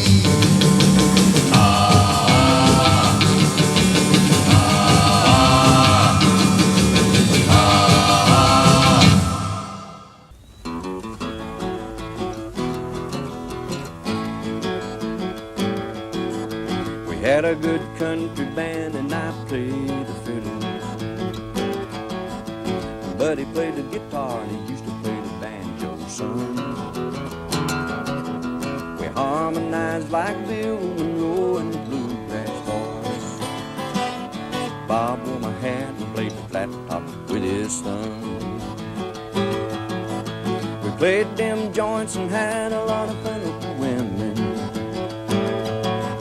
We swigged on bootleg beer and played licks in the sun. We got our picture in the paper with our eyes covered up. They said our music made the kids do sinful stuff. We were crazy back then, though we sure had lots of fun. But then Elvis came along and oh, but just loved him. But I couldn't tell where rock and roll was coming from. But I stuck around 'cause someone had to play like Scotty. Joe B played the bass and J.I. played the drum. But I grew up and had to go out and make a living. I picked a Slim Whitman tour and I wound up on the road. And them good old boys began to make some noise around Texas. And they got hot as a pistol, a-picking at the rock and roll. But that'll be the day that came much too soon for Buddy. He was a good old boy and he had a good Christian soul. He never knocked nobody down in his life. He loved us all and he treated us right. And you know the levee ain't dry and the music didn't die. 'Cause Buddy Holly lives every time we play rock and roll.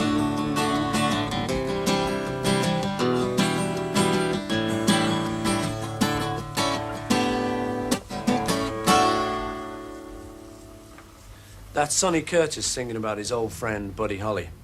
Sonny wrote the song after he'd been to see a movie called The Buddy Holly Story, which may have been a lot of laughs, but it was hardly the true story.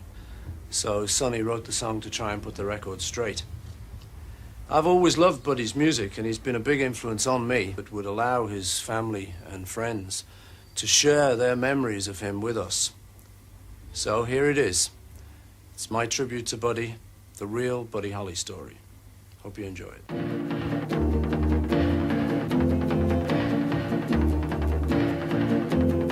If you knew Peggy Sue, then you know why I feel blue without Peggy.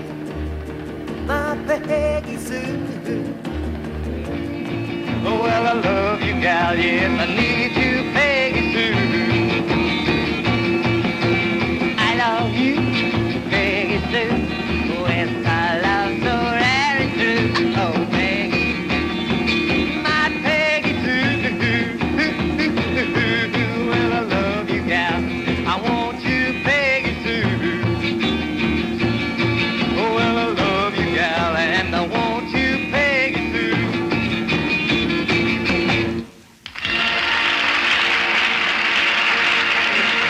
Buddy Holly. Buddy, come back here. I want to ask you a question. How old are all of you fellas? Well, there's 2 18, 1 20, and I'm 21. Where do you come from, Lubbock, Texas? Lubbock, Texas, yes. You go to school down there? Well, we did until we got out of high school finally. Right after high school you started playing together? Yes, sir, that's right. Your big hit right from the start, or has it been sort of a long... Well, we've had a few rough times, I guess you say, but we've been real lucky getting it this quick. Well, Texas, nice to have you up here. Thank Let's you, have a Doc. very nice hand for these Texas records.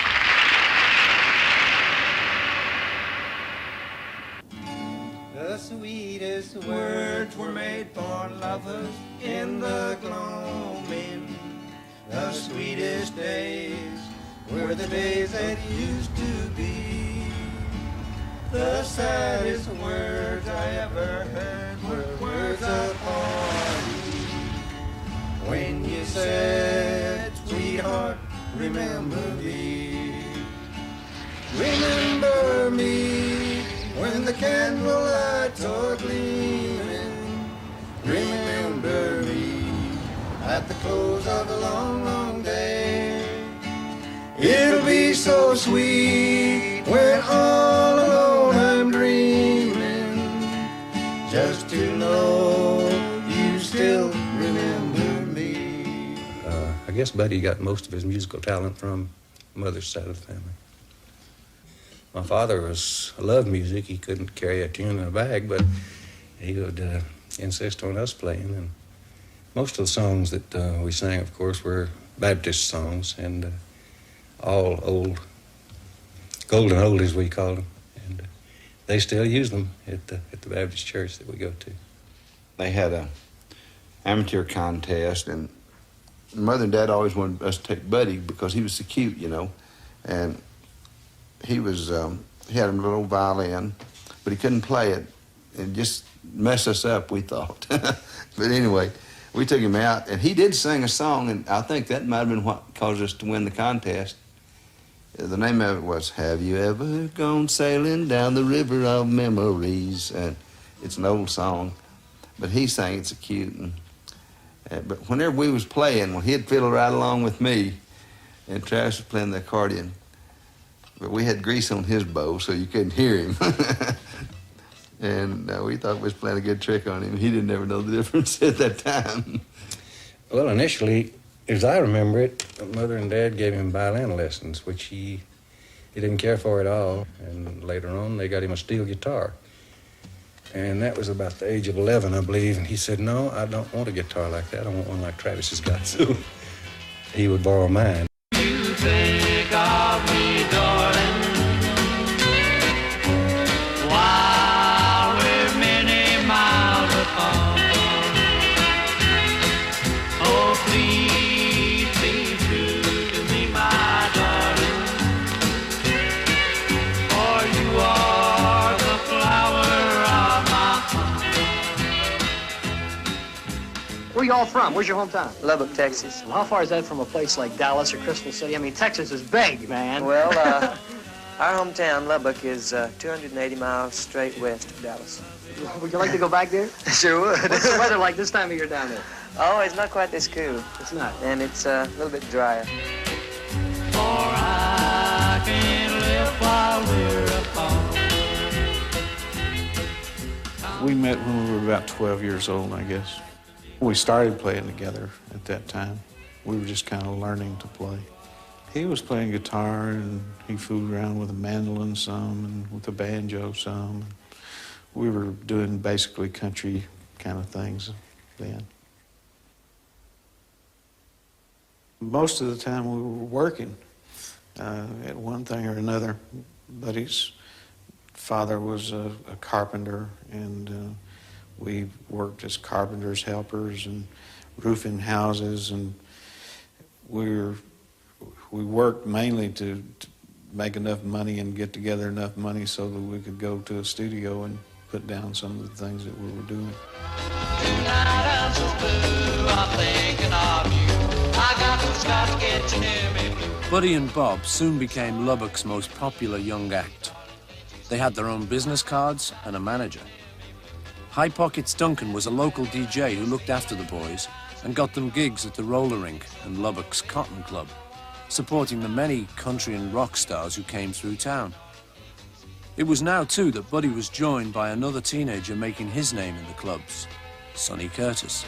I met Buddy when I was about a sophomore in high school, and Buddy was playing with Bob Montgomery, and they had a little group together, and Buddy played the banjo, like a 4-string banjo at the time, and Bob was playing the guitar, and I guess it's kind of like playing cowboys and Indians, you know. They were playing bluegrass music, and Buddy was being Earl Scruggs, and Bob was being Lester Flatt. So what sort of things were they playing?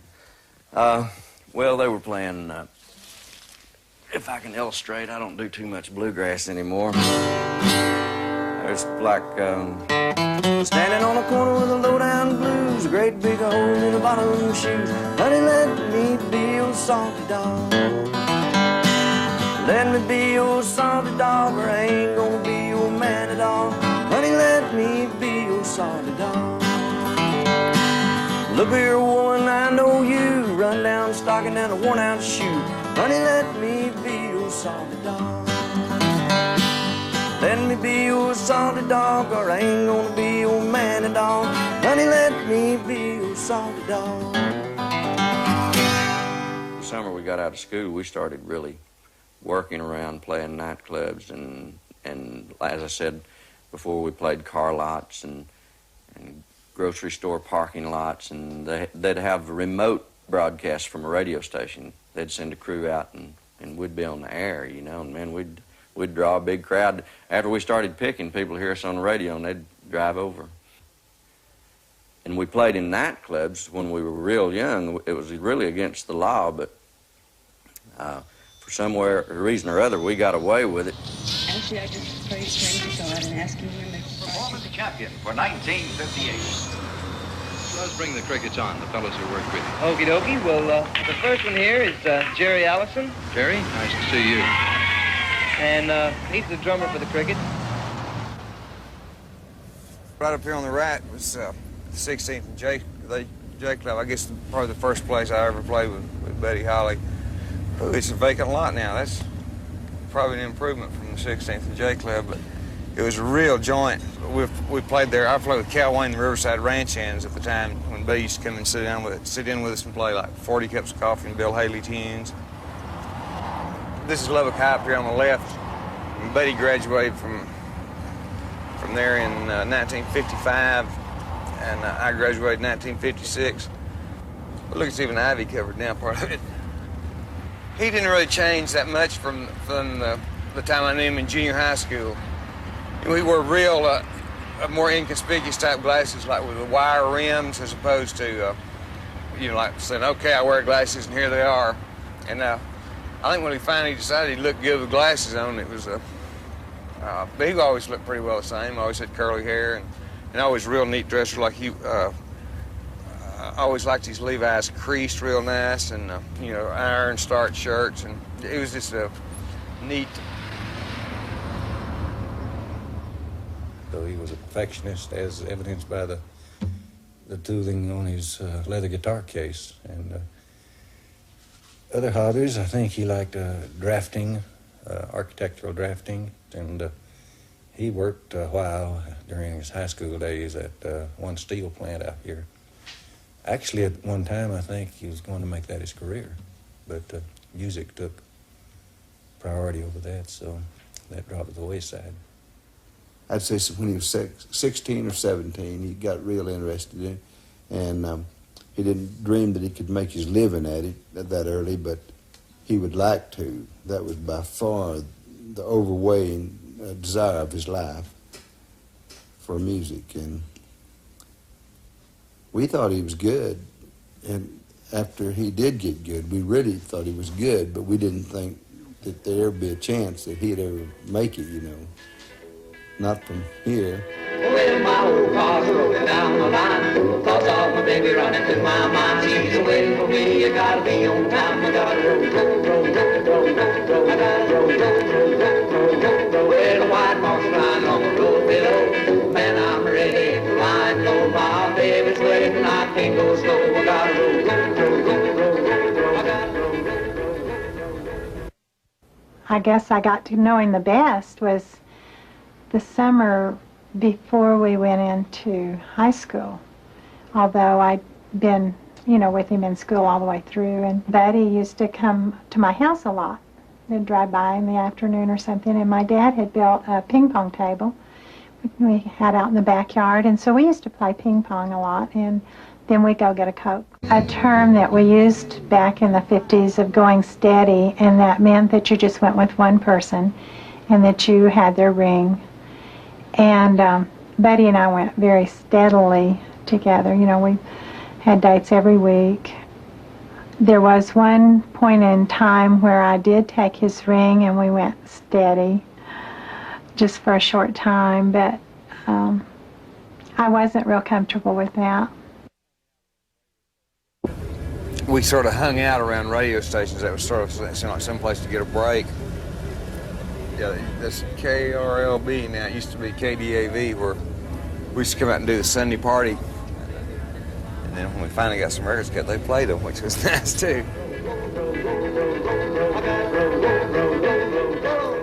We would sit out in Buddy's car late at night. They had a show out of Shreveport, Louisiana called Stan's Record Stores, Record Rack, or something like that. And he didn't come on till something like midnight.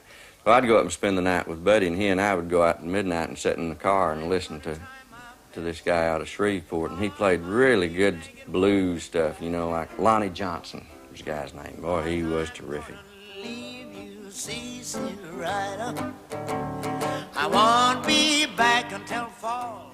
And a lot of black artists, you know, sing like Lead Belly was one, and we liked it a lot, and so that's probably where that blues influence came from. He was working for me in the towel business, and we had a big towel job. Had to go to San Angelo to get a truckload of towel, and 18-wheeler, and I let him help me drive it down there. We sort of learned how together on the thing.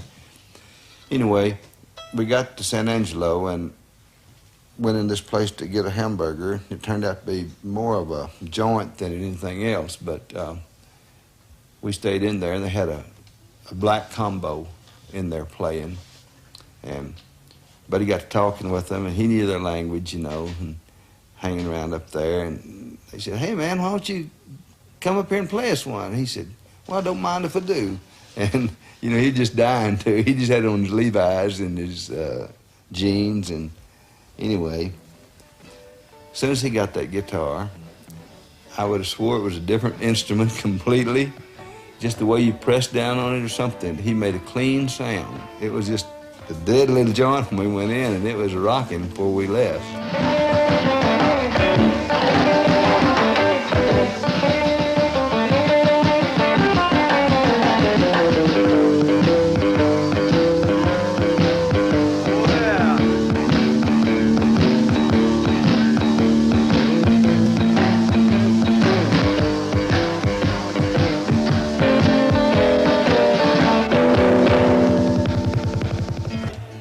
Then when we were about seniors in high school, Elvis came through the country, man, and he just started, and he was brand new. And we all just fell in love with that style of music because, well, mainly because girls all liked it, you know. so it made us like it, too. It was on a Sunday afternoon. It was at a show, and it was the first time we met Elvis. And we didn't know what he looked like. We had no pictures of him. So Buddy was there, and naturally Elvis had his first release, a '78 record. And Buddy wanted to see what he looked like, you know, as well as all of us. We didn't know what the guy looked like, you know, but we wanted to hear what this boy from Mississippi, or hear him and see him, you know, what he was like. And, of course, we did get to see him that day. Who else was on the show? Let's see, there was Johnny Cash. He was a young man at the time trying to get started. Buddy wasn't on that particular show because there were several more and really didn't have room for him, I guess is what they said that day. Carl Perkins and his band was on the show. And of course, Elvis closed the show. And no one had ever seen him. I believe that was his first appearance. I'm sure about that. He only had 2 songs out, I believe, at that time. That's All Right, Mama and Blue Moon of Kentucky. I know we would play it at the radio station because it was a bluegrass country type song, and the audience seemed to accept that, you know, because of the song. We had a band very similar to Elvis. Buddy was Elvis, and I played like Scotty Moore. And we had a bass player, Don Guess, who could play slap bass, you know, that rhythmic slap type bass is what we called it. He could play slap bass just like Bill Black. And, man, the next day when Elvis left town, when we were in business, man, we started booking out.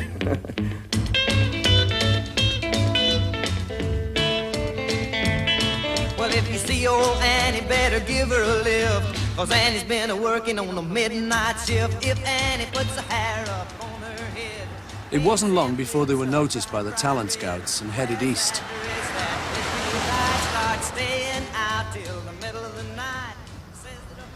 Booked to record his first sessions for Decca, but he drove the 1,000 miles to Nashville. Sonny Curtis went on the trip as Buddy's guitarist. We were in Buddy Holly's 55 Oldsmobile, the black and white Oldsmobile. And we were friends, actually, with Marty Robbins. That's his road manager was the one that was responsible for getting us our deal with Jim Denny. And we were just all real excited about seeing all the stars, and we knew that all we had to do was get a record deal, and and then we just sat back and wait for the big time, you know. That was, we were convinced it was big star from then on out. Of course, that wasn't the case.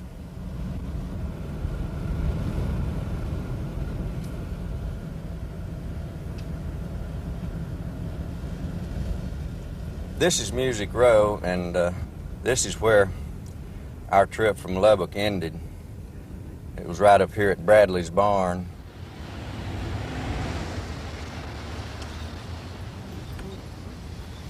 This is the back of CBS offices, and right there at the top of that corner is what remains of Bradley's barn.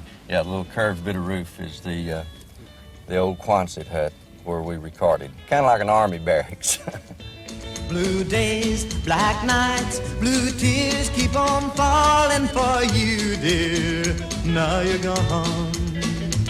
Blue days, black nights, my heart keeps on calling for you, dear, and you alone. Memories of you make me sorry. I gave you reason to doubt me, but now you're gone, and I am left here all alone with the memories. I think of you.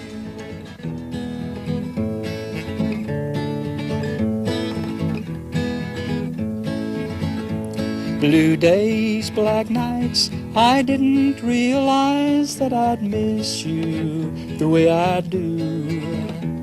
But now, somehow, I know that I'll pay for the times that make you blue. Memories of you make me sorry. I gave you reasons to die. I wrote the song because it was very blue days at that time, black nights, just dark nights, didn't know where I was going. But after I got the song started, then I felt like it was for him.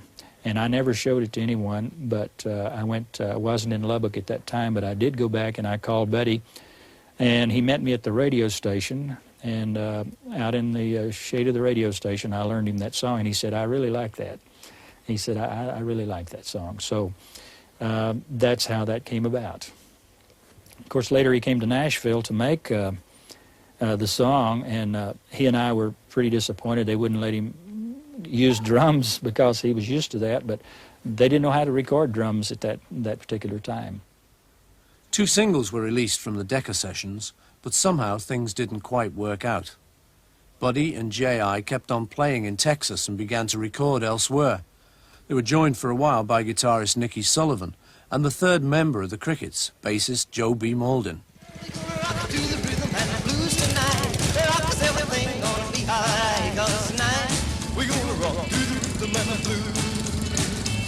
Well, I got a little gal called R.I.P, come from Memphis, Tennessee, and tonight we gonna rock around with R.I.P. When Buddy asked me to play with the group, he said, why don't you, join up with us, man, and be, the bass player with the group all the time. Said, big things are going to happen, and said, we're going to cut a record, and it's going to come out, and we're going to have a hit and all that. And I says, of course, I'd heard that before, And I said, how long do you think it's going to take? And Buddy says, how long did it take Elvis? So, right there was evident that Buddy was very confident in himself and what was going to happen with the group as a whole. I lived here from the time I was about probably 12 years old, and we had our instruments set up in the back bed. My bedroom in the house was pretty big, and we set up our instruments there and rehearsed quite a bit. But that's the house over the brown shutter. We used to sit in that driveway there a lot and say, how in the world are we going to make it?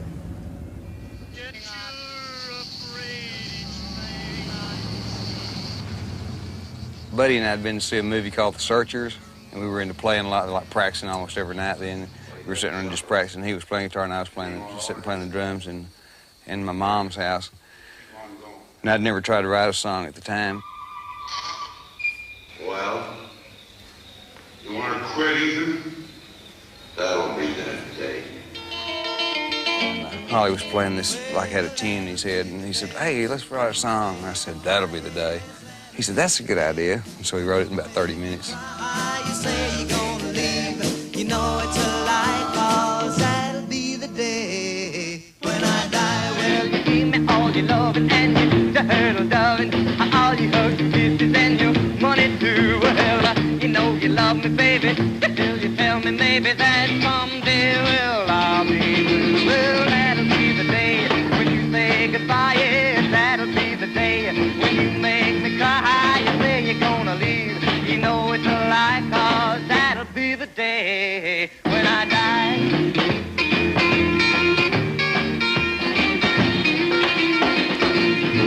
Well, that'll be the day when you say goodbye. Yes, that'll be the day when you make me cry. You say you're gonna leave, you know it's a lie, 'cause that'll be the day when I die. Well, that'll be the day. Ooh, that'll be the day. Ooh, that'll be the day. Ooh, that'll be the day.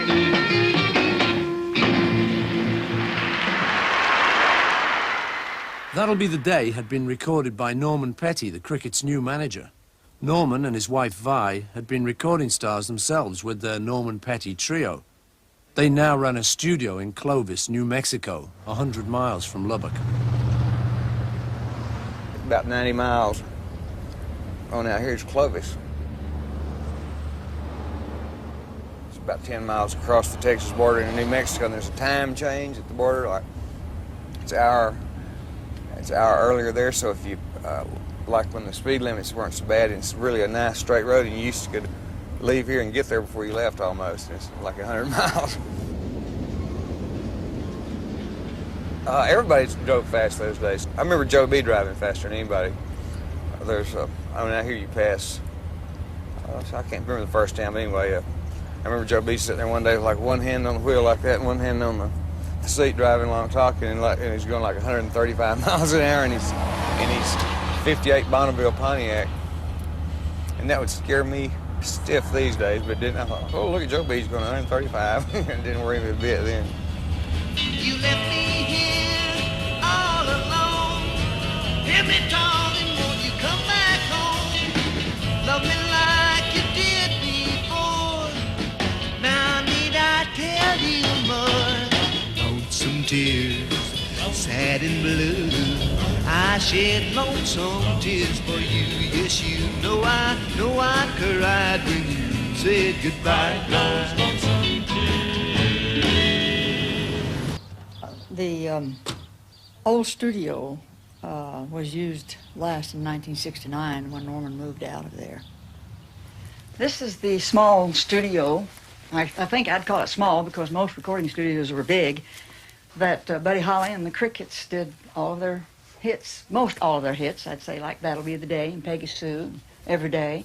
And when these boys came in, I thought, are these boys musicians? And they looked real gangly to me, and they didn't look like they'd have any talent at all. When they started playing, well, they showed us different. I don't think there was an actual boss. I really don't. I believe Norman would start it out, and if Buddy would have a suggestion, he would probably try it. He used different microphones. I mean, he would change microphones probably several times. But when we'd start rehearsing the numbers is when he would go around and set up microphones and get the sounds he wanted. Was he a real perfectionist about it? Yes, yes. And like I say, he may change microphones several times until he got just the exact sound that he wanted. And but we'd have fun while he's doing all this. And it was when he was ready to get down to business, and we got serious. And we have the control room right here. So I guess thinking of the older times, I'm not sure this was here when Buddy was here, but he had a disc cutter here that he did use to cut the records on. And of course, he always kept time with things real good with the Western Union clock. So, and his tape recorders were over on that side. There's one or two over there. And this is the original board where many of the Buddy Holly and Cricket hits were done.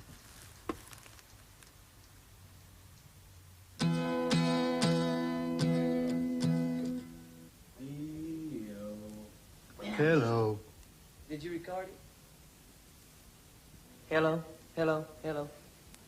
Can you speed the echo up, Eddie? Speed the echo up.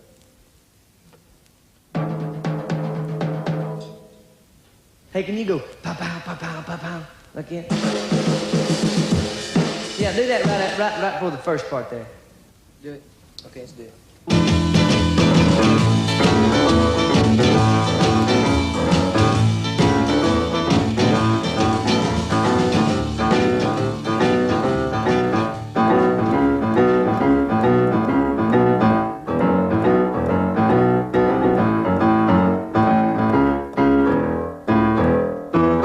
New York was the place for record deals, and Norman had contacts there. Through Murray Deutsch of Southern Music, the Crickets were signed by Bob Thiel at Coral Brunswick Records. But he became good friends with both of them. To visit with Bob Thiel and let him see how happy we are feeling just to be with the Brunswick Record Company. Well, this was Norman's idea. What a place. Well, this was I guess Norman was important in that he sort of pulled it all together and made some sense out of it. He saw to it that nothing went past his head. Norman Petty. He was like the chief. He was in charge. He was the cop. He was the policeman, and nobody can talk to anybody unless Norman knew what it was all about. But eventually that changed. But it took a we while. had the I don't know whether it was after That'll Be the Day or the second hit, or Murray and I were invited to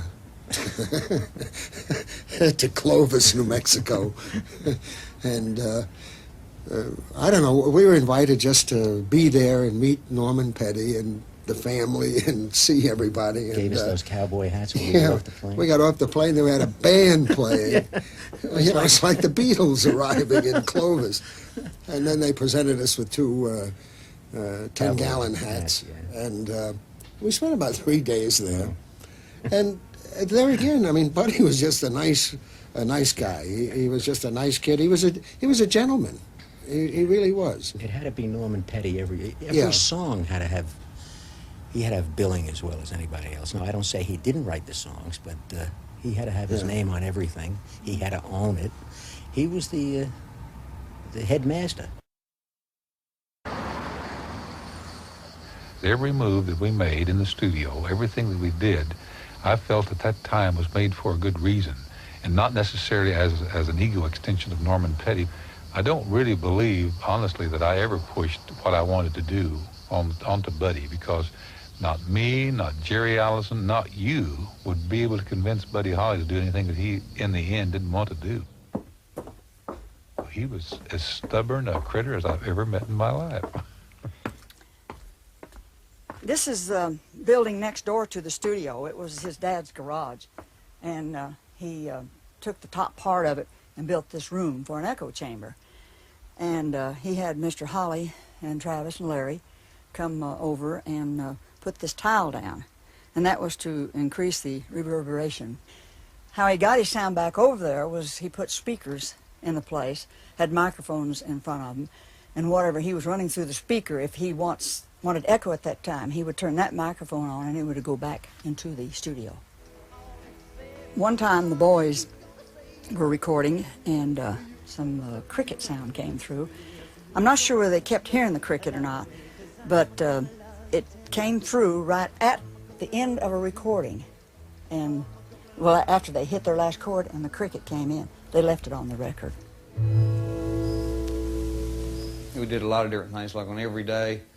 I played on my knees just when we were sort of working on the song, deciding what order to do it in, to keep it quieter so everybody could hear what Buddy was doing on the guitar. Was just like sort of playing along on my knees. And Norman Petty said, I don't remember exactly how it came about, but he said, let's try that. So he just like Mike, just playing on the knees like that. And on a song called Well, R.I.P, just like all the way through, just laid the cymbal, I think this very cymbal on the floor, and just played,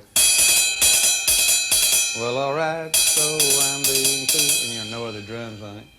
And then Party Doll, which would be closed before that, Buddy Knox and Rhythm Orchids. They used a cardboard box on that, so when we started to do Not Fade Away, we said, hey, that sounded good then, so let's do it again.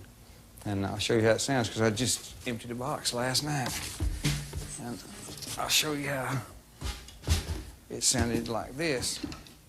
Well, all I want is a party doll, be with me when I'm feeling wild. Anyway, Not Fade Away sounded like this. Well, I'm gonna tell you how it's gonna be. You're gonna give your love to me. It was something very different. It was that rockabilly pop. I don't know what the heck it was at that time. It was something that hit us between the eyes. And then I think Bob should pick it up there, because I wasn't in sales at the time. I was just delighted that we had a hit. And then the cockroaches came out of the wall. Everybody wanted it. Everybody wanted him. Everybody wanted his songs. And then, of course, if I'm not mistaken, the next release was Peggy Sue.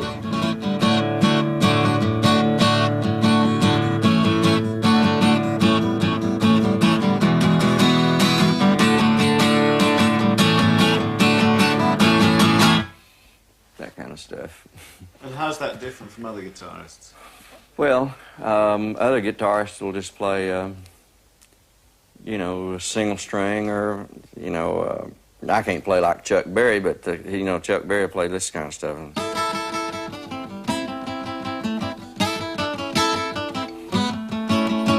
That kind of stuff, you know, just on 2 strings or something.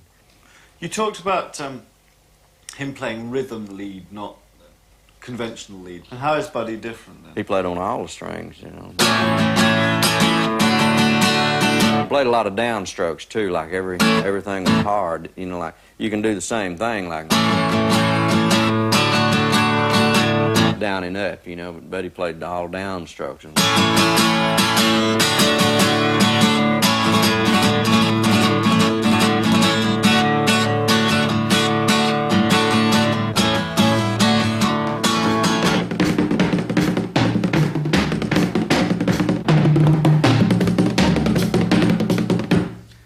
That's sort of how Peggy Sue went on the road and for TV, like live performances.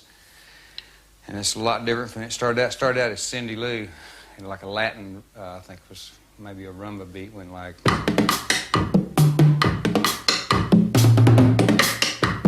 Cindy Lou, oh how my heart yearns for you, oh. Anyway, there was an awful lot of Latin things around then, so we finally figured out to do it when we recorded it in the studio with paradiddles, just on one drum. And Norman Petty, the engineer, flipped the sound in and out of the echo chamber and changed the volume, or I think increased the dBs. Anyway, just played it on one drum like this.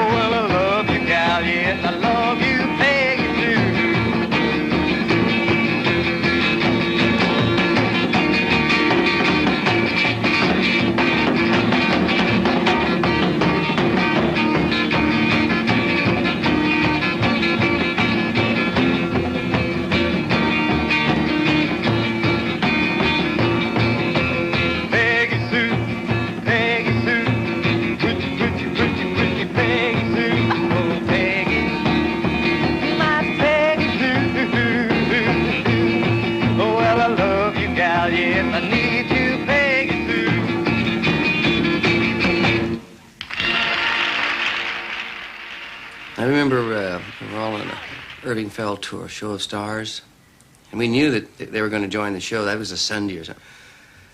And they were all down in the basement of this big arena where we were playing, the 3 of them, wearing these gray suits you could tell they bought in Texas. They had grown up together. They were literally like brothers. They were wonderfully friendly. They were friendly. They were very, very into they had even a kind of a Texas language we didn't even understand at that time. A lot of things they would talk about and things. It was really kind of a little alien to Phil and I, you know. They were, just the way their sense of humor and everything. We learned, we became such friends that, over the years, it just became part of our life, the way they were. They were a group, too, which they were self-contained, which Phil and I weren't even at that time. So it was really kind of a camaraderie there, in the beginning of rock and roll. When we became friends, we started going shopping together. And Phil and I had, I think, been in New York a couple of times more than Buddy and J.I. and Joe B. had. And so we started all shopping at the same place. And I think if you notice over the pictures, you'll notice some of the clothes was similar, and then it was, everything had a belt in the back, and even little hats. And long rows of buttons up your coats, and it was called the Ivy League look. It was so much to see, and we hadn't really ever been anywhere, none of us. That was quite a thrill. Go to dinner, we all got into that real quick. And shopping, and things like that. And have a bit of money to spend, and you're in New York City, and in L.A.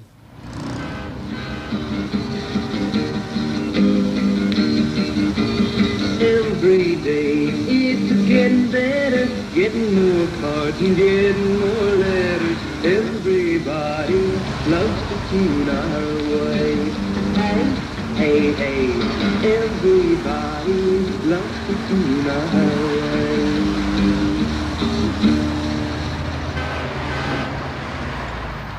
The first tour we went on in 30 days we'd play 30 places, and there were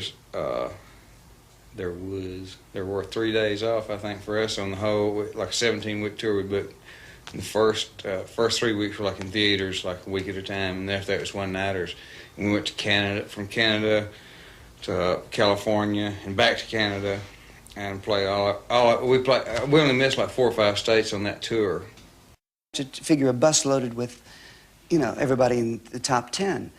Frankie Lyman, and it was a lot of fun to be around, and they'd sing, make up songs, and, 99 bottles of beer on the wall, stuff like that, and just general kibitzing and a bunch of entertainers. People would be jamming. It just was, I wouldn't take $1 billion for that. Those memories were really sensational. You'd sometimes sleep up in the rack and stuff like that, and sometimes you'd travel all night, but most of the time you were on the bus.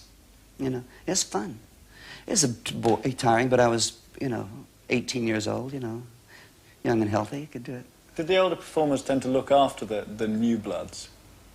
Yeah, Laverne Baker was on the tour, and Laverne was almost like when your buttons came off your jacket, you could go to Laverne and get him sewed on, that kind of thing. And it was just good, It was really a lot of fun. It really was. I'm gonna tell you how it's gonna be. Are you gonna give your love to me? I wanna love you night and day.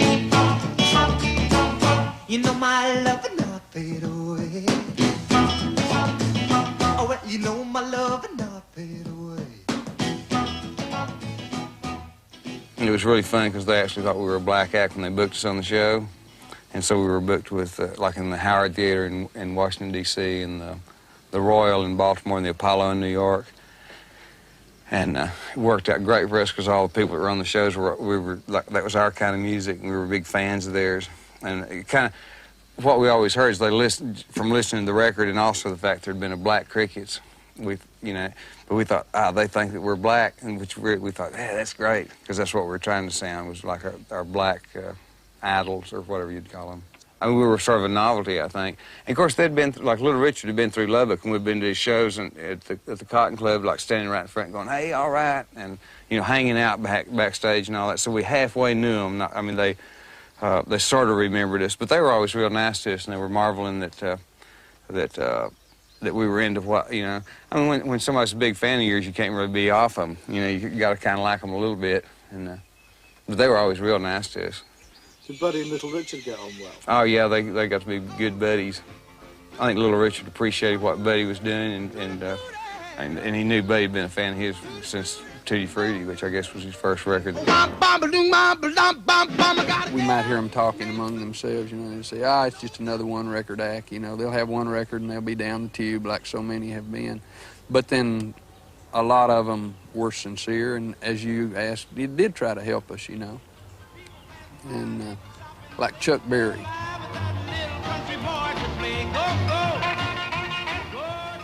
Super guy. If I ever ask him anything, you know, it was, well, let's sit down and talk about it, you know. And in fact, he would invite me.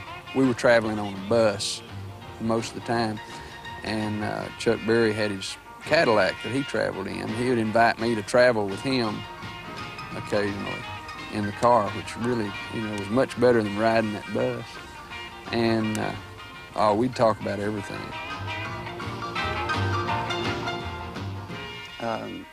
Don and I didn't have a band. We didn't travel with a band and all, and the Crickets were on the show. Jerry Lee was on the show. And Don and I were headlining. The second half consisted of the Crickets opening, the second half, Jerry Lee, and then Don and I. Well, Don and I got down there, and the booker had supplied us with 3 high school boys that couldn't play. You know, so in essence, like you really had a band that you couldn't go on with. So we were stuck, and we opened up that night. And Buddy volunteered to play for us. And it was one of the best. Of course, Jerry Lee, without Buddy, I don't know if we could have followed Jerry Lee at the time, because Buddy had them really worked over, and, you know, they were really on their feet. And then Jerry Lee came out and do his great act.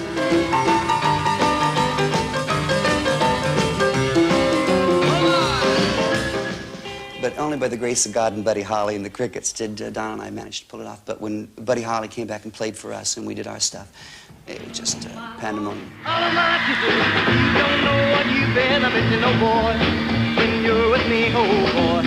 I thought my world could see that you were the meant for me. All of my life, I've been waiting, and now there'll be no hesitating, oh boy. When you're with me, oh boy, I thought the world could see that you were meant for me. Stars appear and the shadows are falling. You can hear my heart calling. A little bit of loving makes everything right. I'm gonna see my baby tonight. All of my love, all of my kissing. You don't know what you've been missing, oh boy. When you're with me, oh boy, I thought the world could see that you were meant for me.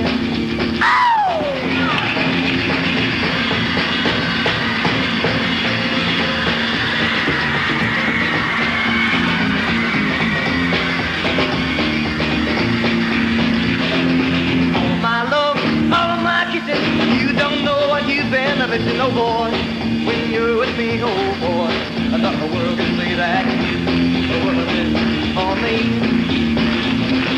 All my life I've been waiting, and now there'll be no hesitating, oh boy. When you're with me, oh boy, I thought the world could see that you were meant for me.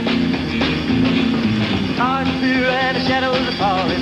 You can hear my heart calling. A little bit of loving makes everything right. I'm gonna see my baby tonight. All of my love, all of my kissing. You don't know just what you've been missing, oh boy. When you're with me, oh boy, I thought the world could see that you were meant for me.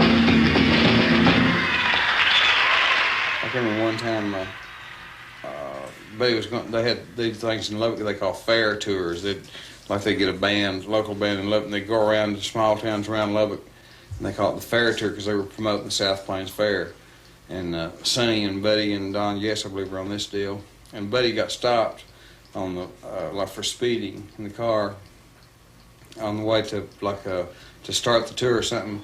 And the policeman said, "Hey," you know, got on his face. He said, "Hey, man, you know, like I'm going to go do a fair tour to promote this fair for this county, and." You know, and you're stopping me, and you're going to give me a ticket, charge me money when I'm hurrying down to get to this deal to do something good for the state and the county, and I'm just doing good." And you know, he had that kind of attitude, like, "Hey, what are you talking about? Fooling with me? Because I'm not hurting anybody." And well, he was real confident. If the police would stop most folks like me, I'd say, "Sorry, sir, I didn't mean to be speeding." You know. He was reserved in ways, but he could also really be fun. You know, he'd really get down. He'd go into a restaurant and the next thing you knew, you'd be sitting around the table tuning the glasses and pouring water and trying to play a tune. And you know, and you go to a movie, and I remember one movie we saw, that thing, Wuthering Heights, you know, with Laurence Olivier and Merle Oberon, and there's one real silly line in that movie where she says something like, if you come over to my house, I'll let you hold my hand beneath my fan. And Buddy said, have mercy. Throughout the whole movie theater, it just roared, you know. Sometimes he could really embarrass you, you know. Oh, I remember when he got his meerschaum pipe. Meerschaum pipe. I never had heard of one either. And he came backstage and he was holding it by the little black part. And this big white pipe was sticking out here, carved and everything. And I said, but they said, it's a meerschaum. Says, you can't touch it with your hand. Says, it gets grease on it. Says, and you got it, turns the bowl. So he was walking around with his pipe. He was meticulous like that. And he had a little case he put it in and everything. And he bought the best there was to get. Like when he bought his first Fender Stratocaster, you know, I think that was the first one in Lubbock, Texas. And I couldn't believe that was a guitar. That was the first solid body guitar I'd ever seen. And, you know, with a gear shift on it, man, you know, you can change tones with that. And I was very impressed with it. And I think a lot of other people were too. And after we did our first tour in Europe, seems like everybody wanted to talk to Buddy about his guitar. You took me up to heaven when you took me in your arms. I was dazzled by your kisses, blinded by your charms. I was lost in a fool's paradise. Fool's paradise. Good and lost in a fool's paradise. When you told me that you loved me, I gave my heart to you, and I wondered if there could be any truth in love so new. I was lost in a fool's paradise. Fool's paradise. Good and lost in a fool's paradise. I believe this is Heathrow. It says London Airport. Would that'd probably be what it is then. And this is part of the tour. We were on a 3-week tour with the band and comedians and singers. It was really a lot of fun. This is Cambridge. And old Jerry turned around real quick. I don't know who's pulling the shirt there. That's Buddy and Joe B. And there was Wally. He was our manager, road manager. And I'm standing there with Wally. I don't believe that Jerry and Joe B. and Buddy really saw much of the country. Seems like they stayed up all night and they slept on the bus all the way. They were just piled all over each other in the bus.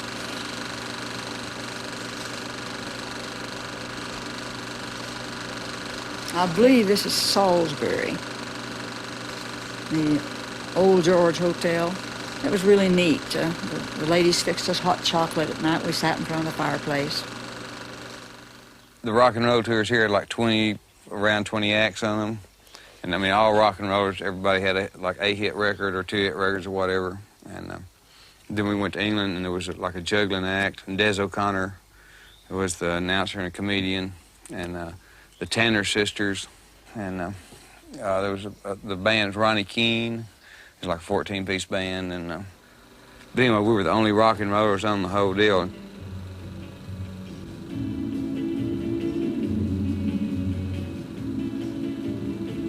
Well, Buddy always jumped around a lot and acted silly, and Joe B would lay on his back and play the bass, and Holly would get down singing Joe B's bass mic, and I mean, we just act as crazy as possible. You know, really rock and roll it.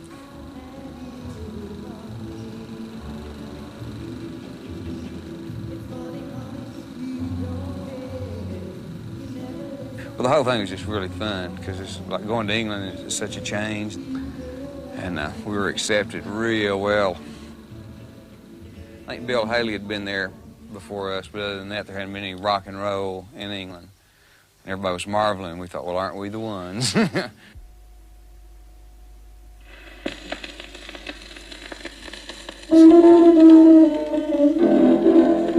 that'll be the day.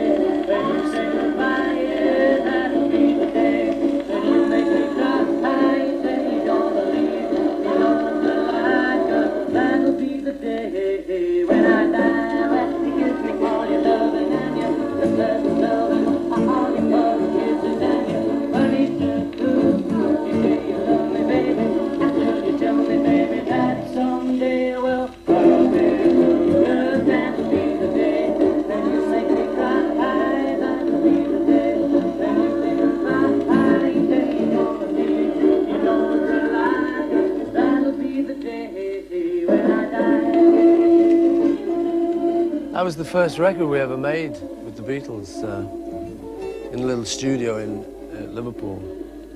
We just went up there one day and made this little shellac record. I think we were hearing all the kind of stuff like the sort of Stargazers, you know, those kind of vocal groups. And there was people like Guy Mitchell, you know, sort of, and Tommy Steele.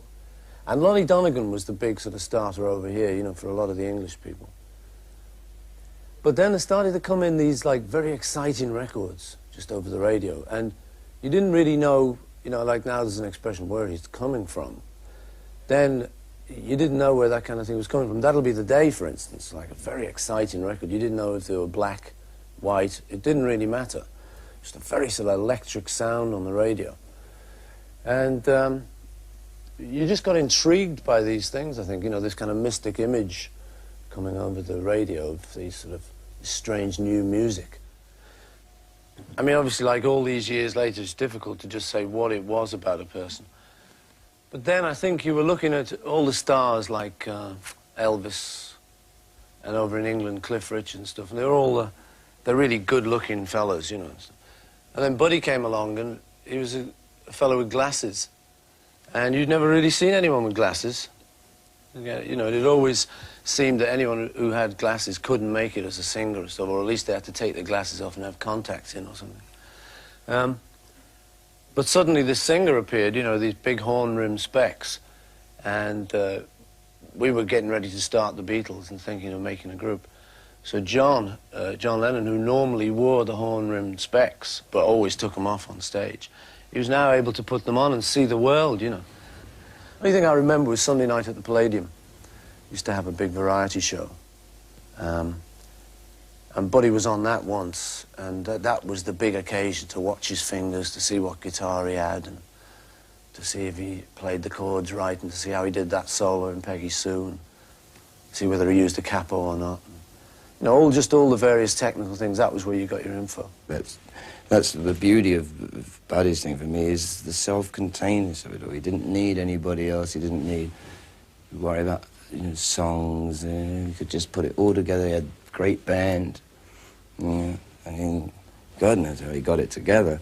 But he was the first one to do it. I mean, until the Beatles turned up, probably, and Bob Dylan, who strengthened very much that thing of writing your own material, and nobody else, you know, was in that position. Elvis hardly wrote a song in his life. Jerry Lee Lewis has written one. All the other guys didn't do it like that, you know. And it was in that respect, Buddy was, you know, streets ahead of his time. Yeah.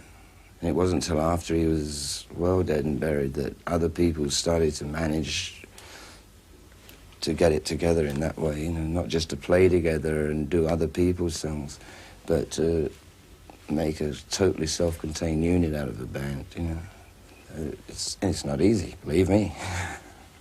I'm well aware that I've lifted a few of his licks on solos here and there, especially on the road, you know. That's the other great thing about Buddy. It was a working music, you know. It worked on stage. You could do it in the studio and you could do it on stage, you know, without any extra effort. It worked. You know, it was a beautiful piece of precision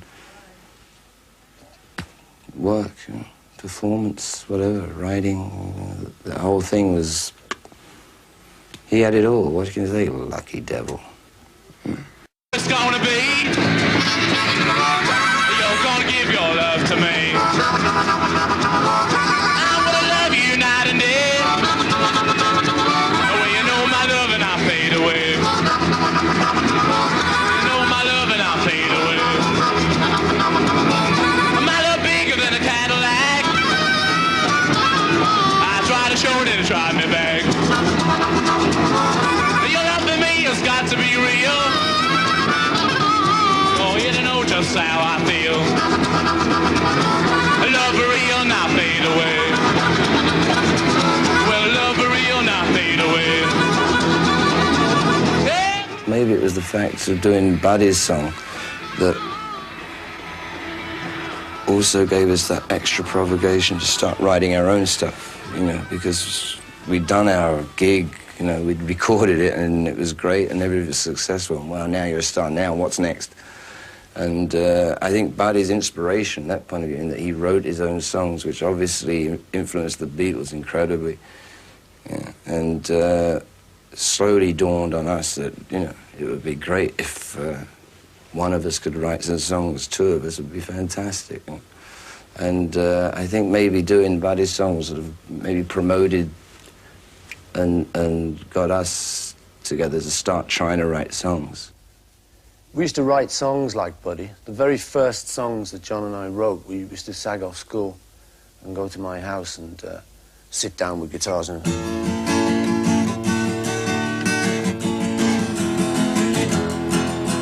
I wasn't, I could, you wasn't, you know, and all that. We just, how did he do it, you know? I love it, you know, we just try that for hours. And eventually, out of it, we got a couple of little songs, you know. We got Love Me Do, which was the first Beatle record. Love me do. It's sort of the same, you know, I love you. It's like the same 2-3 chords job, you know. It wasn't quite as bad as that. But, you know, it all came out of this idea of 3 chords, a group, standing up there, playing your instruments while you can see echoes of Buddy Holly and the Crickets in the Beatles. The one and only Buddy Holly. Buddy Holly.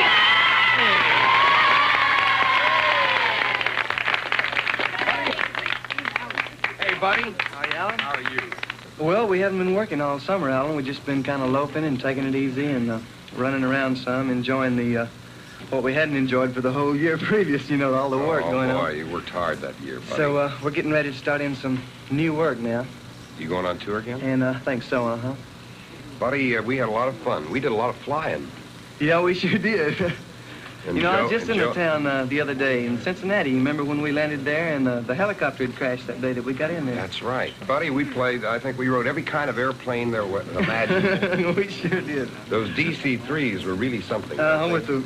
Oh, boy, oh, boy. Without the seat belts, we'd have been right through the top, that's Sure for would. sure. Well, we had a lot of fun together, and, buddy, let's get together soon, and thank you so much for being with us. All Thank the you, best Alan. to It's been my pleasure. Thank you.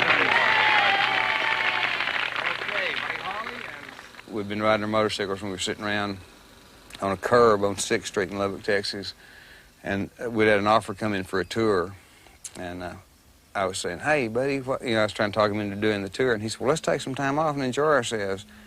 I said, no, I don't know, you know, we may not, you know, what if records quit selling, we can't make this much money in a year or two, we better do this tour now instead of waiting, you know, and, you know, maybe later on we can't do it. And he said, well, what are you wanting to buy a Cadillac or something you don't have? And I said, well, no, not really. And he said, man, if you want a Cadillac, I'll buy you a Cadillac. And I said, no, that's not it.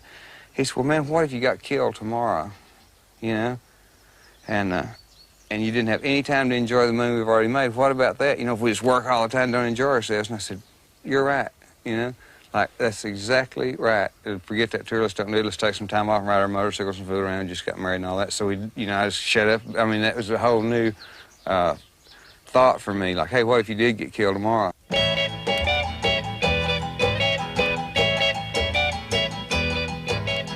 Heartbeat, why do you miss when my baby kisses me?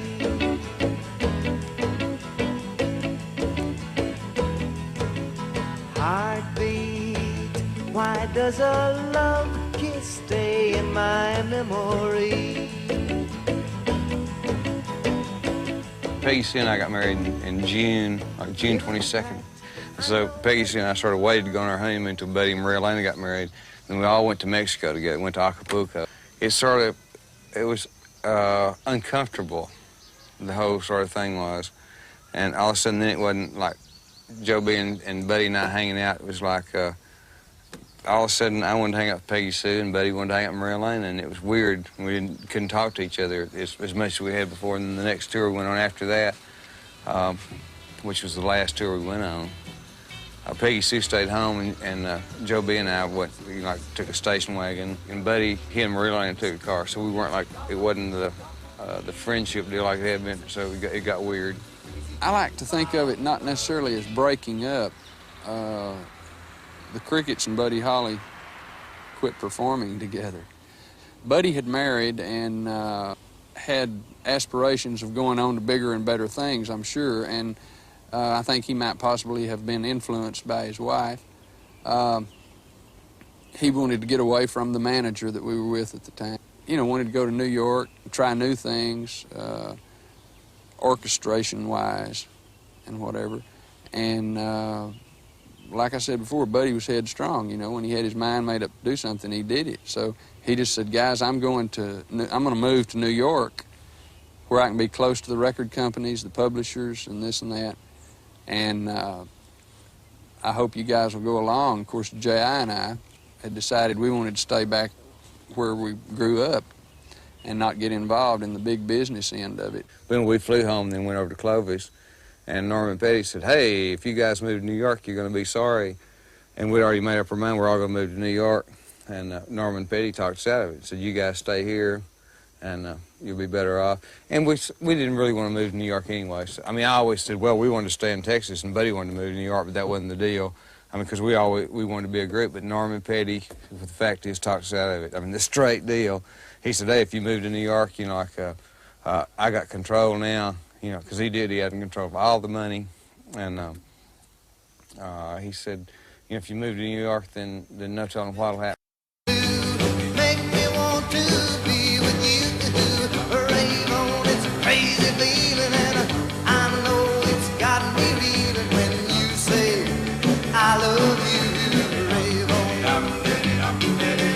The way you dance and hold me tight, the way you kiss and say goodnight, Raven, it's a crazy feeling, and I know it's got me reeling when you say I love you. Buddy and Maria Elena moved to an apartment on 9th Street and 5th Avenue in New York's Greenwich Village.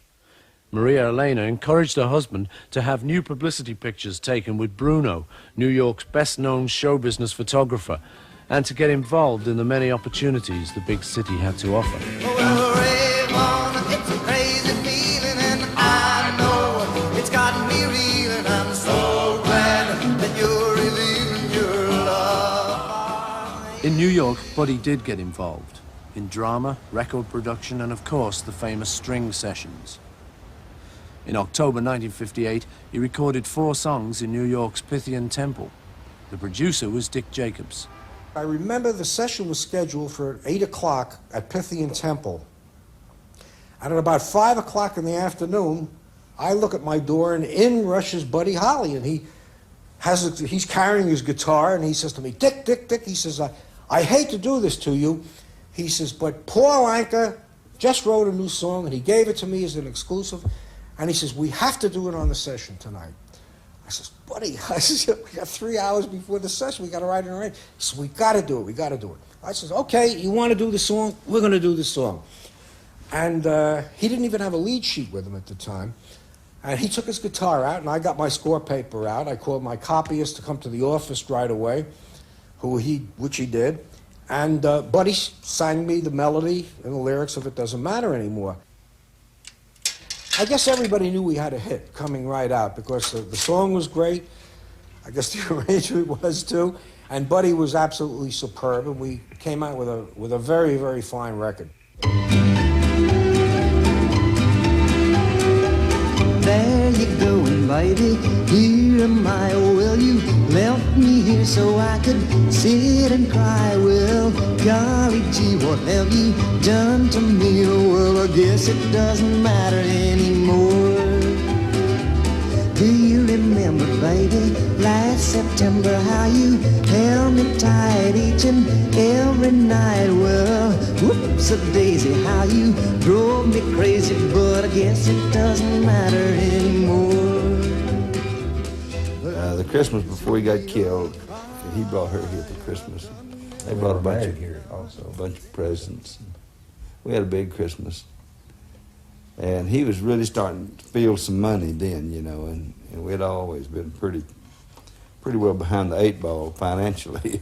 And so they brought us some great gifts and everything. And the fact is, when we went fishing, Buddy would take us in a big place and buy everything that we needed to fish with, you know, all the equipment.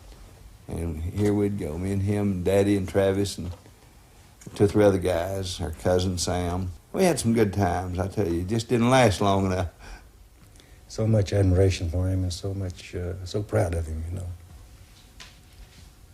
And also proud of the small part that we have had in shaping his life and career. And the only tragedy was him leaving this life so young. And that's something we all have to face. The last time I saw Buddy, and we had a long time to visit, was he was up in Eddie Cochran's room, you know, and they called, and I came over. We went back to his place, and he played me all of his cuts. He had a professional machine in his house. In the middle of his living room it was, and we sat there and listened to, I don't know, about 6 cuts. Sounded great to me, you know, and he was, at that time, looking to get a hit, and it told me that he was going to stay off the road till he got a hit, but I think some of his circumstances, financially, with problems he was having, and maybe with Petty and all of them, forced him to get out on the road. Is that why he went on the last tour, do you think? That's what I suspect, because if I go with just what I know, Buddy, the last time I saw Buddy was at a lawyer's office. We were coming out as he was coming in, and he was trying to resolve this problem of money that he thought himself owed. And I think if he'd had that money, he would have waited until one of his songs had gone top 10. Hearts that are broken and love that's untrue, these go with learning the game. When you love her and she doesn't love you, you're only learning the game. When she says that you're the only one she'll ever love, then you find that you are not the one she's thinking of. Feeling so sad and you're all alone and blue, that's when you're learning the game. It was cold. It was really cold. We were out 12 days before they got killed, and we had 8 different buses in that 12-day period. One night we was just driving down the road and the bus just froze up. I mean, just literally stopped. We was going up this hill and it was so cold outside. The bus froze, so we were left sitting in the middle of the road on this bus with no heat. So we burning papers in the aisle, and our drummer got his feet frostbite, or got frostbite in his feet just sitting on the bus. So we had to leave him there. So I think it's Green Bay, Wisconsin, somewhere in that area. We left him in a hospital, so he was in the hospital when the guys got killed. We played a job that night. Of course, we didn't have a drummer, and Ritchie Valens played drums with us. One of the Belmonts played drums when Ritchie was on. Buddy played drums behind somebody. You know, he'd jump out there and play drums. But anyhow, he wanted to fly because we'd been out 12 days. We didn't get our laundry done, and like I said, it had been really cold on those buses. So he chartered this plane to take 3 people. Me and him and Waylon was going to fly. Well, the Big Bopper had kind of got the flu that afternoon, so he wanted to go ahead and get in early the next day and get him a shot at a doctor. So sometime that night, Waylon gave up his seat to the Bopper. And when I went back in, Ritchie was in there signing autographs. And he said, "You gonna let me fly, guy?" And I said, "No." And he says, "Come on." He says, "Flip." He had $50. He says, "Let's flip a coin." I said, "Heads I go and tails you go." So he flipped the coin. I said, "Okay, if you want to go that bad." And he had never flown on a small plane before in his life, which is kind of ironic, you know. But I don't know why I did it, because all night long he had asked me to go, and I said no. But for some reason I said, "Go ahead, you know, if you want to go that bad." Well, he won the toss, so I walked back out. He got in the station wagon. I walked back to the station wagon. I guess I was probably the last one to talk to Buddy, because I said, "Buddy, I got a registered letter to the post office my mother sent to Fargo. Would you pick it up for me?" And he said, "Yeah." He said, "I need some identification. Let me have your driver's license." So I said, "Here, take my wallet." So he just stuck my wallet in his pocket, you know. So when the plane was found the next morning, they found 4 bodies and 5 identifications. So the first news that went out, I was listed as one of the dead because they found my ID. My sister called me and told me about it. It woke me up, as a matter of fact. It was unbelievable, of course, to me, and I wouldn't accept it until I went down and got a newspaper.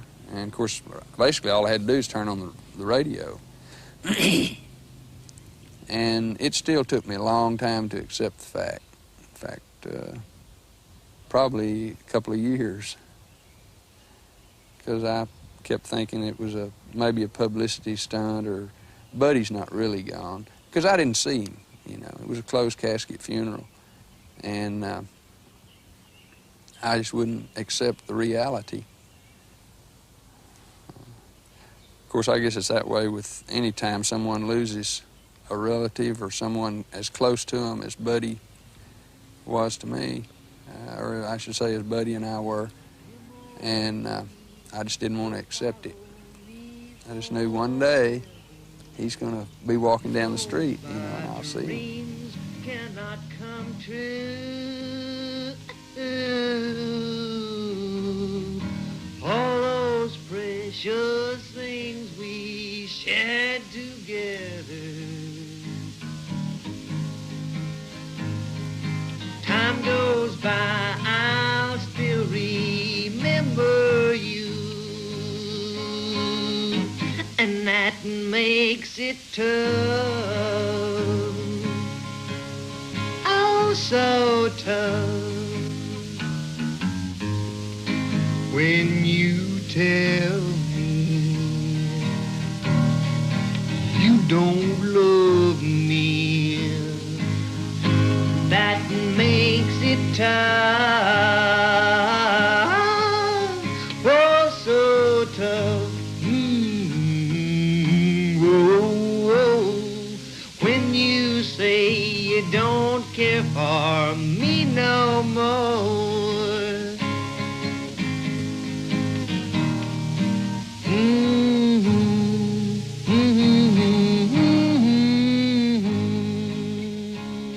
He had an influence on everybody that's playing now that's just come out as well, because what they've listened to is been handed on, you know. Buddy was one of the, he was in the Union, you know. He was one of the troubadours. You just pass it on, you know. And he passed it on via the Beatles, via us. Everything he did is, I mean, you still hear it on the radio today, a brand new release, but you hear Buddy Holly in there. You can, he's in everybody. How much, and is another thing, you know, but this is not bad from a guy from Lubbock, right?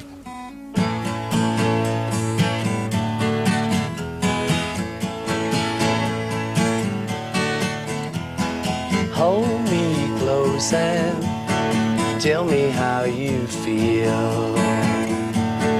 Tell me love is real.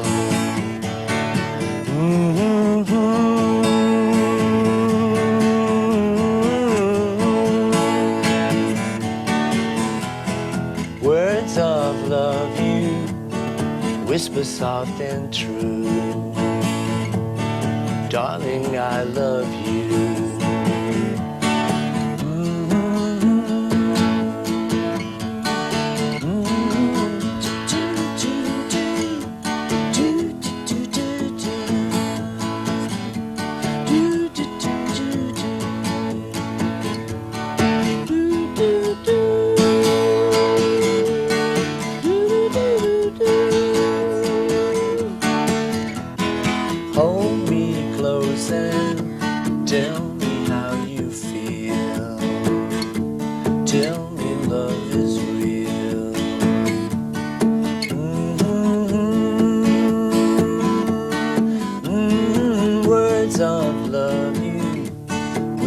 Soft and true, darling, I love you.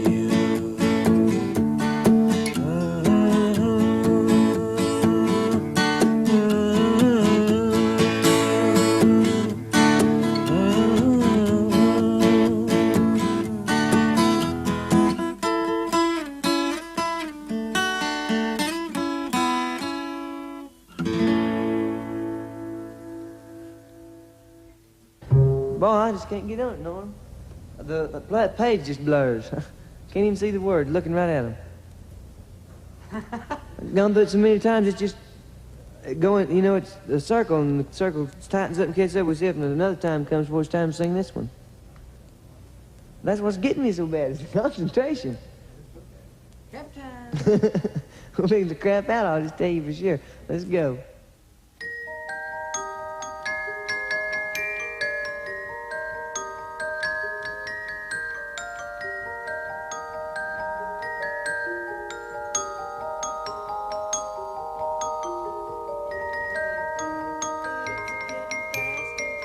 And welcome back to Live No Day Late. I hope that made it a little bit easier telling you the story about Buddy Holly and the Crickets, Ritchie Valens, and of course JP Richardson, the Big Bopper. Welcome to Live Now Die Later. If you want to get in contact, metalnightradioShow@gmail.com, djmcdonald2010@hotmail.co.uk, facebook.com/LNDLmusic, twitter.com/Live Now Die Later #1. Okay, this is Benjamin Bass.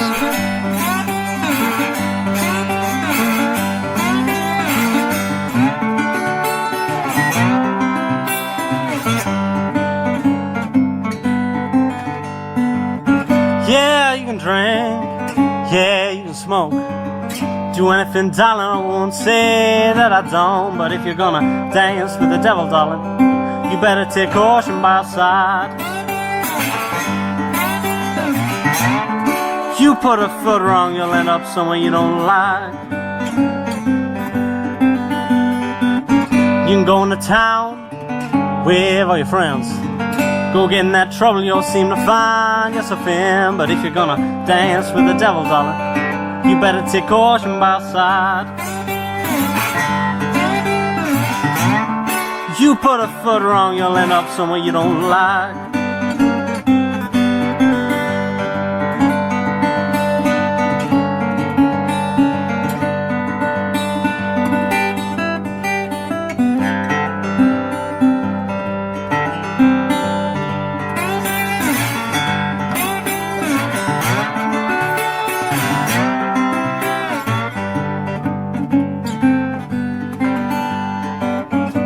You can run, babe, you can hide, but he will find you, darling, if you're the one on his mind. So if you're gonna dance with the devil, darling, you better take caution by your side.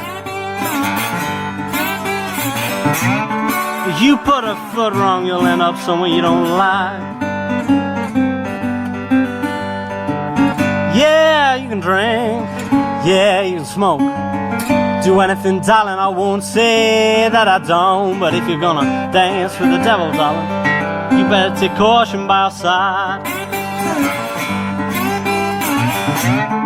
You put a foot wrong, you'll end up somewhere you don't like.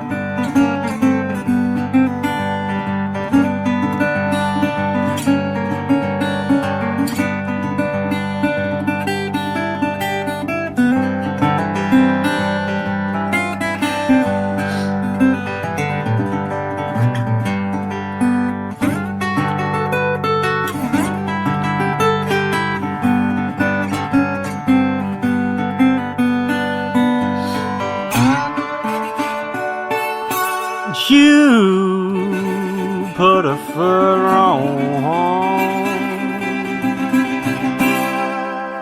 end up somewhere you don't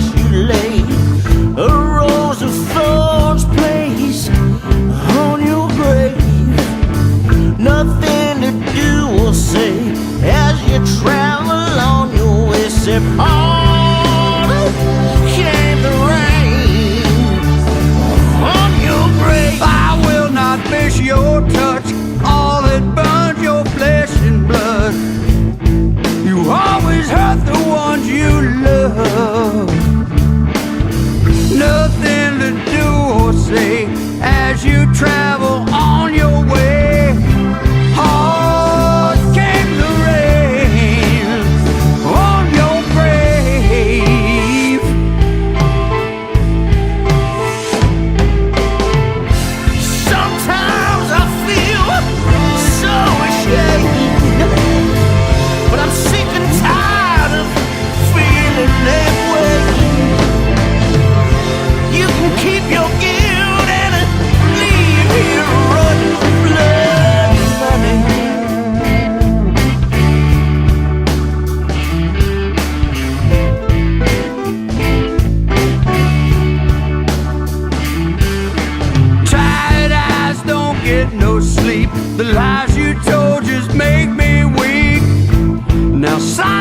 fills your empty seat.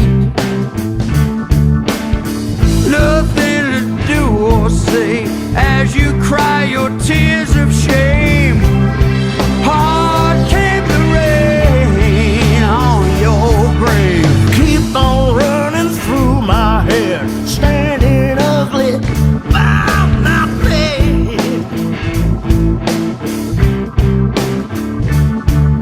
A breath of shadows round my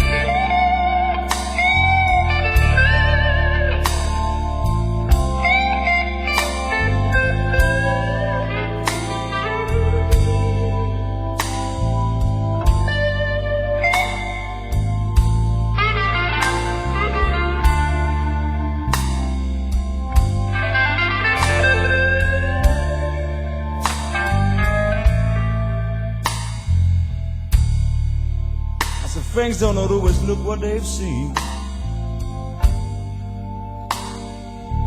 Behind most smiles you found shattered dreams.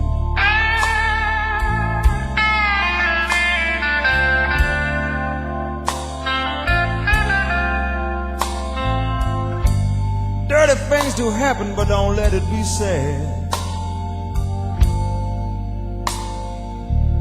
Pain and heartache, baby, it's also very sad.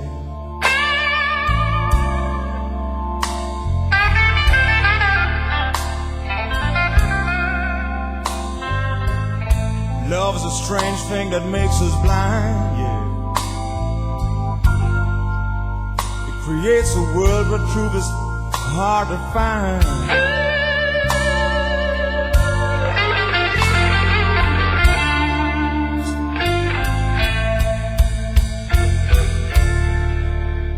But here I am, baby, listening to your words of sorrow.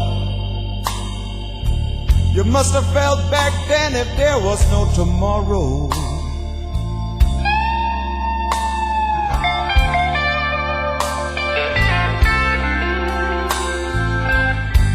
But listen here, only the strong live on. Life is all about expression, you got to carry on.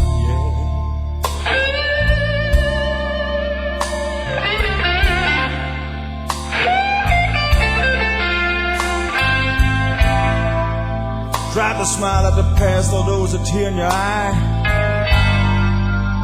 You can trust me, baby, tell me, and if you want to, just cry. Yeah, take it down low now.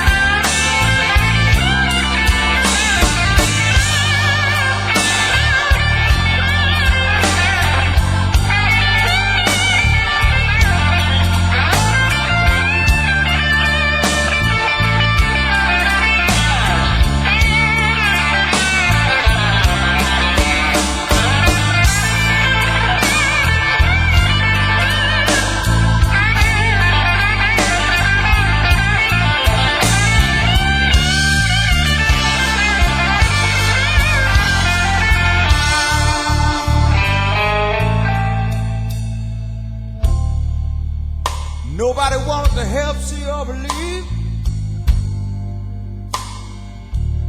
All you got, babe, is pain, misfortune, and grief.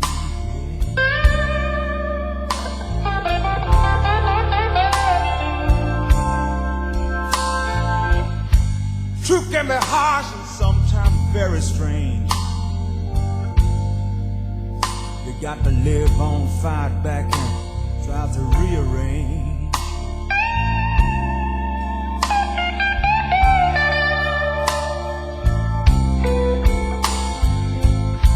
Thanks for telling me, babe, and seeing me as your friend.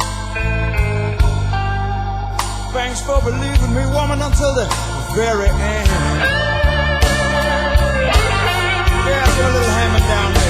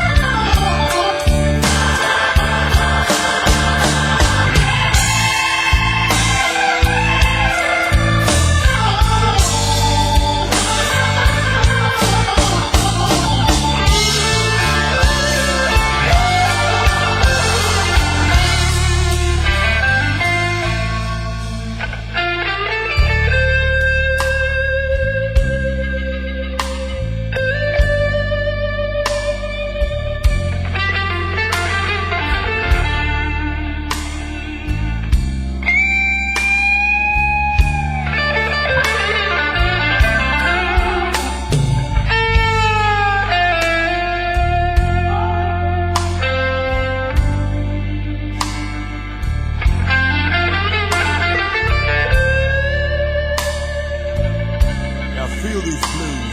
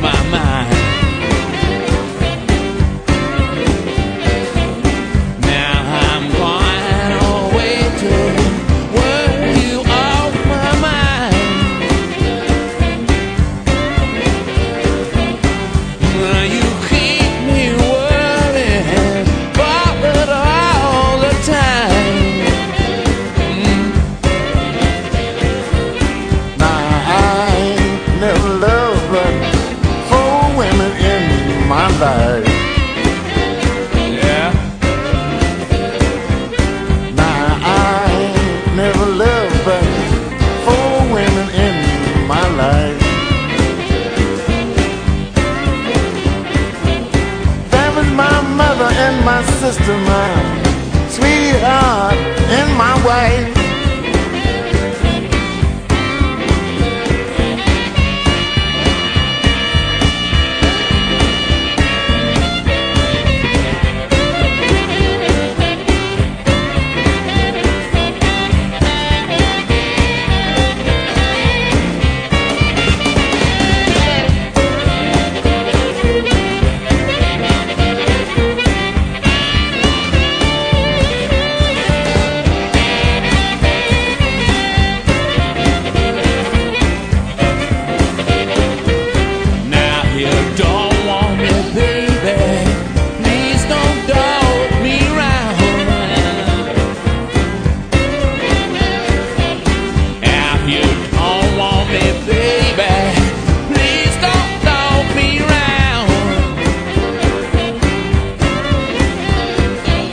Well, now just like you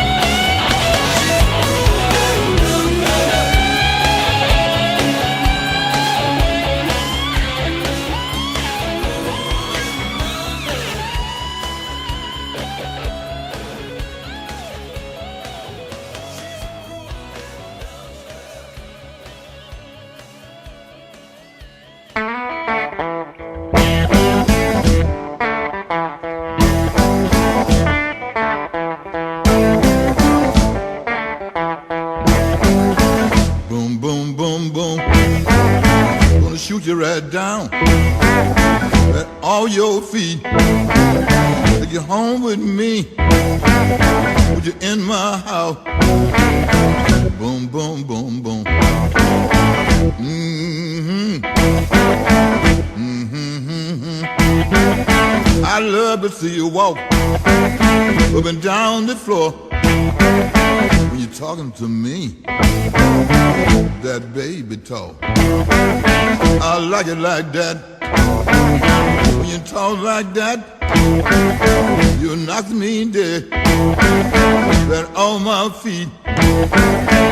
How, how, how, how. Whoa!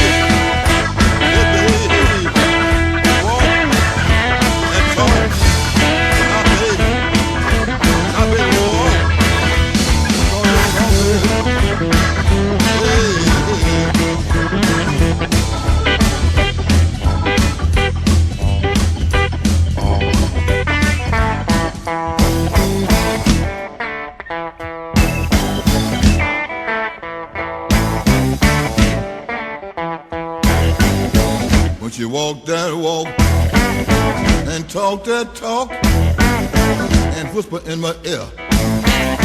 Tell me she love me. I love that talk, that baby talk.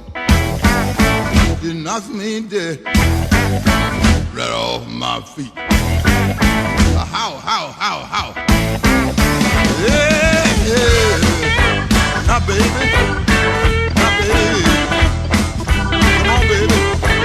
Now, baby. Walk and talk. Walk, talk. Walk, baby. Talk, baby. To me. Well.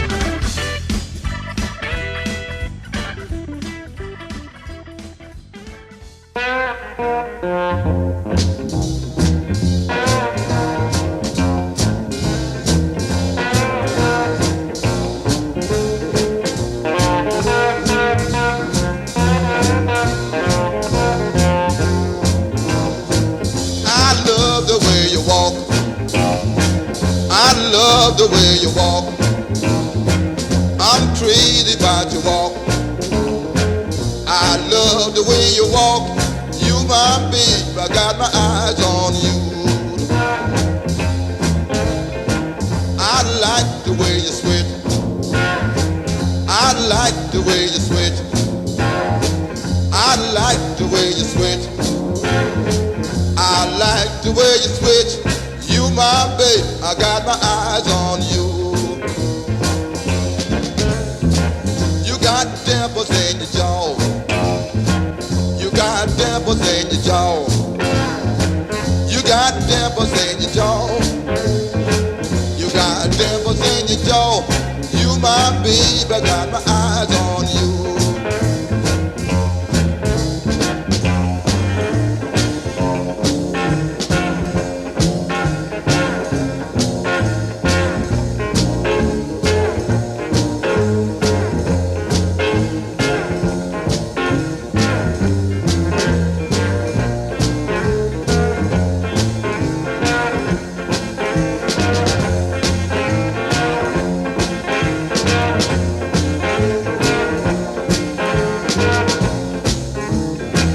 Well, I see you every day.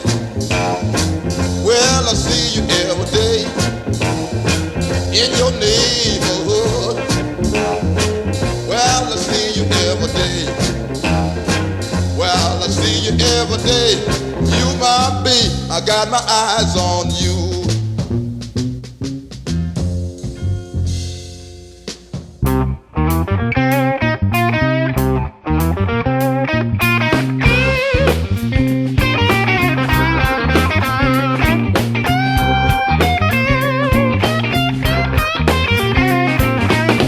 I love the tip.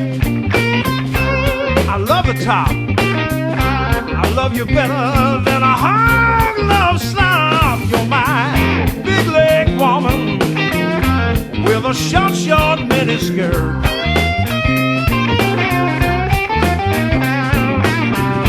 Promise me, darling, never make me feel like dirt. Like an East Texas pine, way down to the trunk, always gonna be mine. Sugar mama, big leg woman with a short, short miniskirt.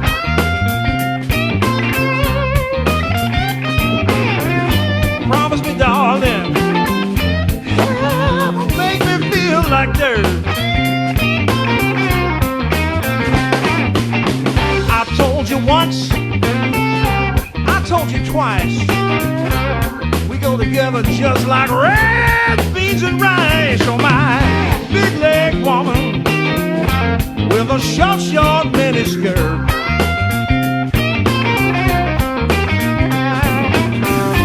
Promise me, darling, make me feel like dirt.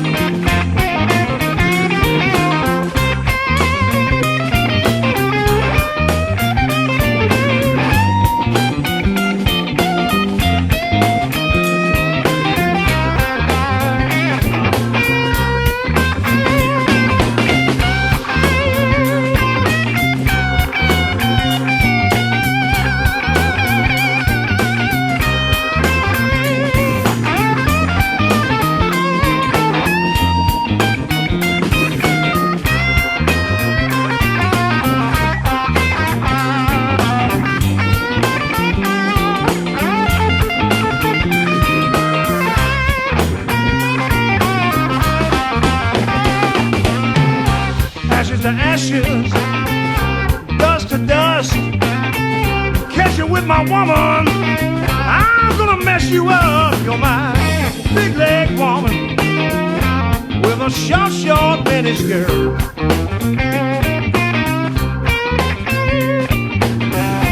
Promise me, darling, make me feel like dirt. I love a big leg woman, she's alright. I love a big leg woman, she's alright. She's alright. She's alright. She's alright. She's alright.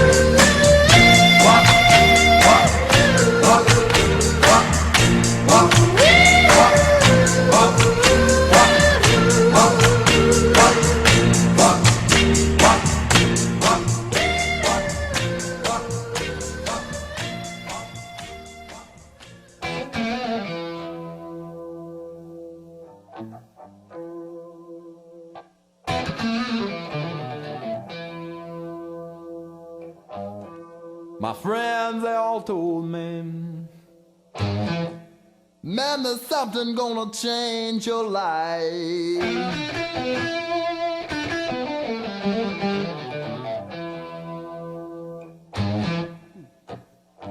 My friends, they all told me, man, there's something gonna change your life.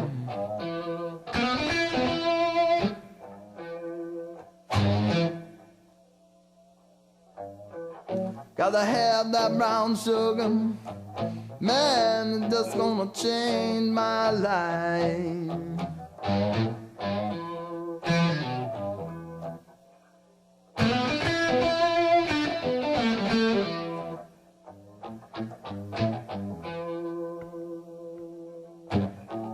Man, I got to have the brown sugar, man, it's just gonna make me feel so right.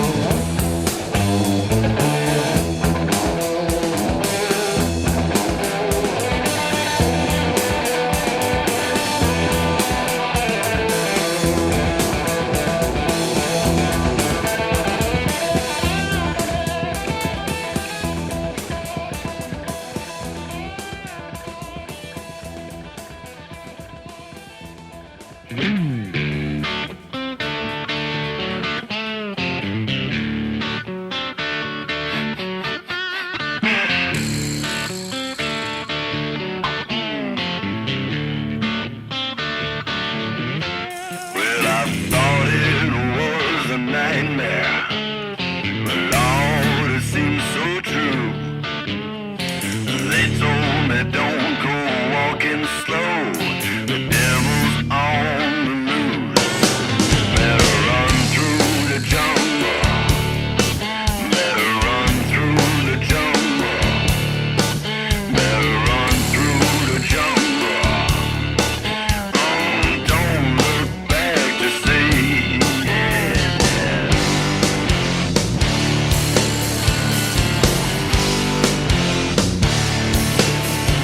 Well, I thought I heard a rumbling, calling out my name. 200 million guns were loaded, and Satan cries, take aim. Better run through the jungle. Better run through the jungle.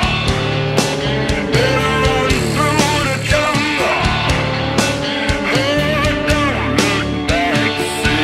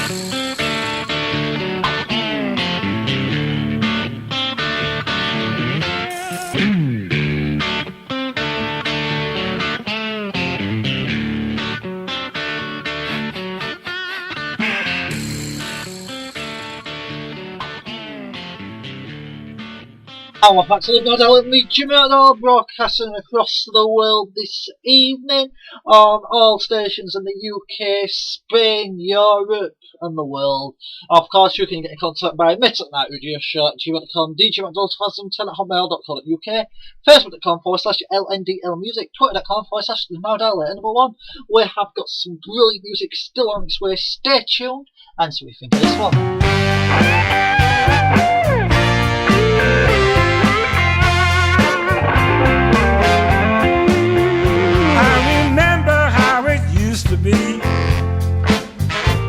while the world was in a crazy spree. We didn't worry quite as much. Life didn't feel like such a rush.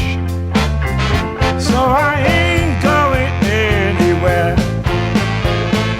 I'm gonna try to be aware. Times are changing round us. We gotta do the best we can. I'm thinking about my life today, and aging's got a price to pay.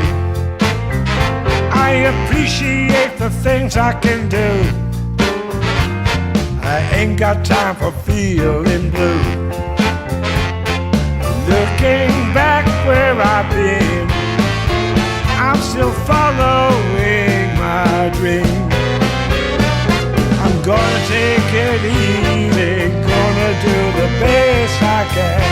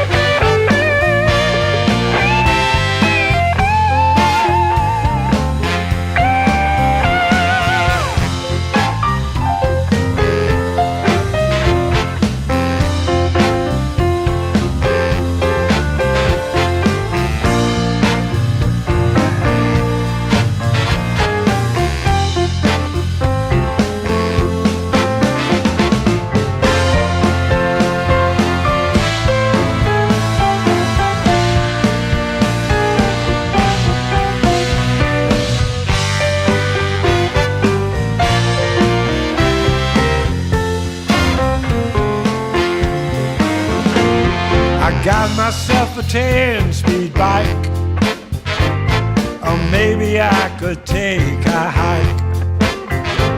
So many things that I could do.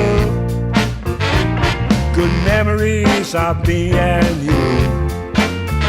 So I'm sitting here in my chair, and I ain't gonna go anywhere. And as I go to sleep, I'll have another dream to share. Yeah, now everybody needs it. We gotta find a way to care. Yeah, now everybody needs it. We gotta find a way to care.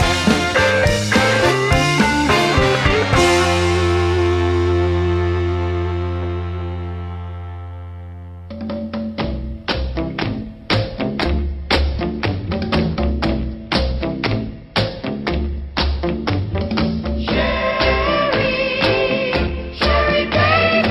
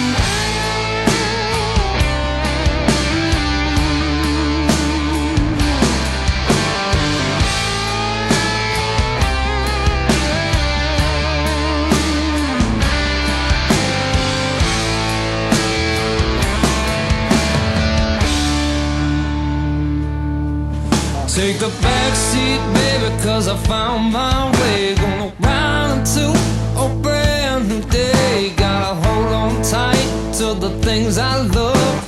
Kiss the ground and thank the Lord above. Don't think you're the only one. Your day don't end when darkness comes. Sometimes you cry, sometimes you lie, sometimes you gotta reach up for the sky and look for the full moon to carry you home. Sometimes you bleed, sometimes you bleed, sometimes you get down on your knees and look for the full moon to carry you home. Ain't the first time I sang this song. Road is going forever on. I work too hard to be your slave. Lay right down in the bed you made. Don't think you're the only one. The day don't end when darkness comes. Sometimes you cry, sometimes you lie, sometimes you gotta reach up for the sky and look for the full moon to carry you home. Sometimes you bleed, sometimes you bleed, sometimes you get down on your knees and look for the full moon, carry you home now.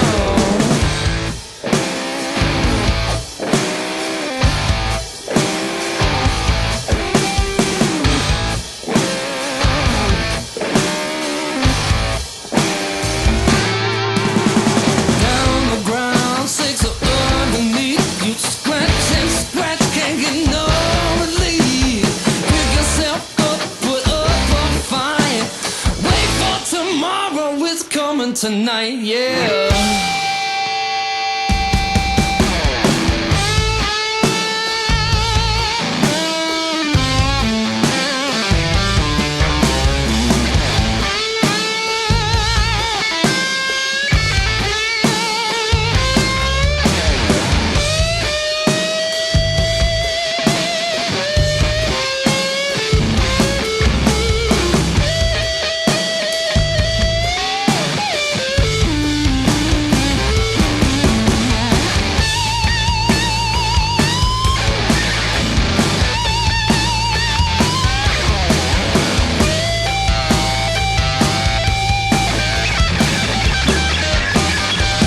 Sometimes you cry, sometimes you lie, sometimes you gotta reach up for the sky and look for the full moon to carry you home. Sometimes you bleed, sometimes you bleed, sometimes you get down on your knees and you look for the full moon to carry you home. Sometimes you cry, sometimes you die, baby, but you look for the full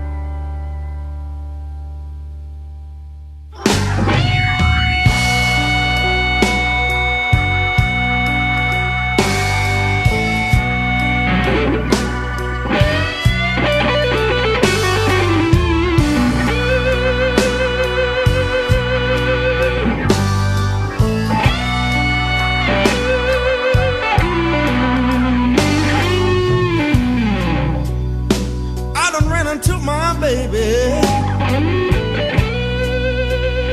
and I finally found my old blue jeans.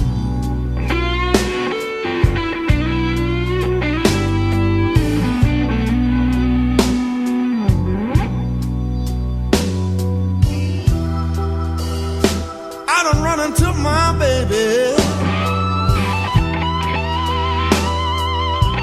and I finally found my old blue jeans.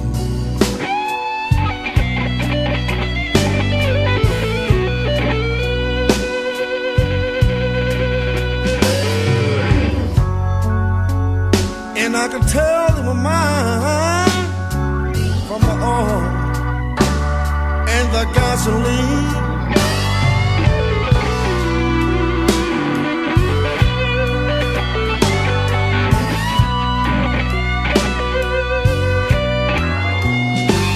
If I ever get back my old blue jeans, Lord, how happy would a white man be?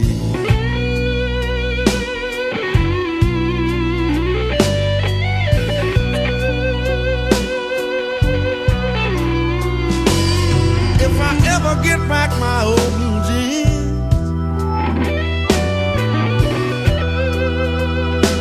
Lord, how happy would one man be?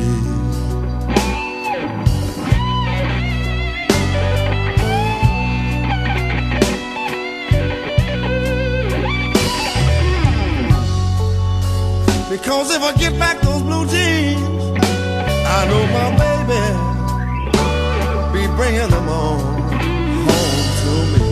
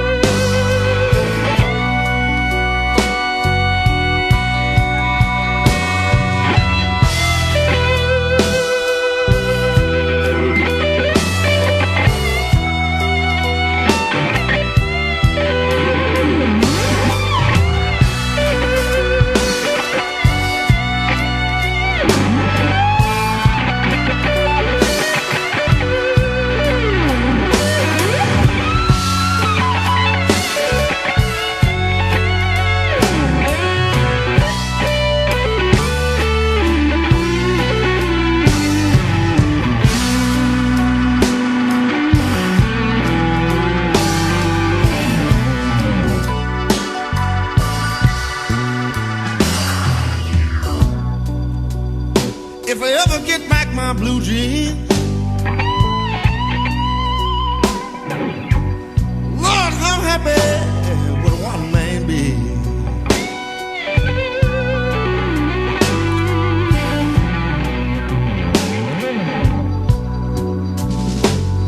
If I ever get back my old blue jeans,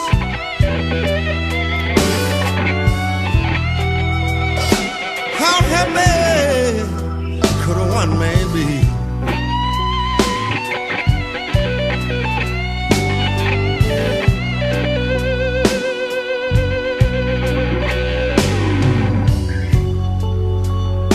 Cause if I get back my blue jeans, I know my baby will be bringing them on home to me.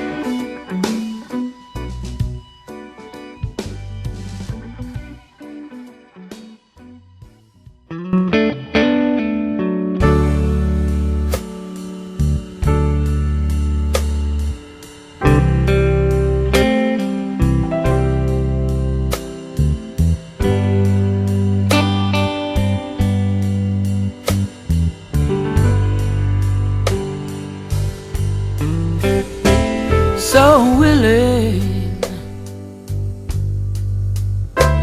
baby, it's so, so true. So willing, baby, it's so, so true. I'm ready, willing and able to do right by you.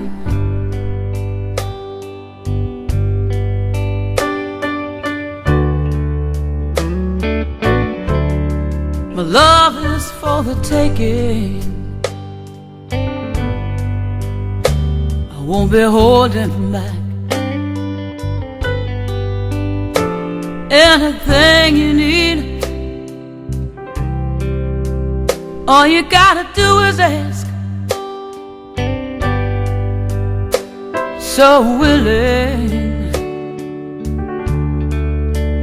baby, it's so, so true. I'm ready, willing and able to do right by you.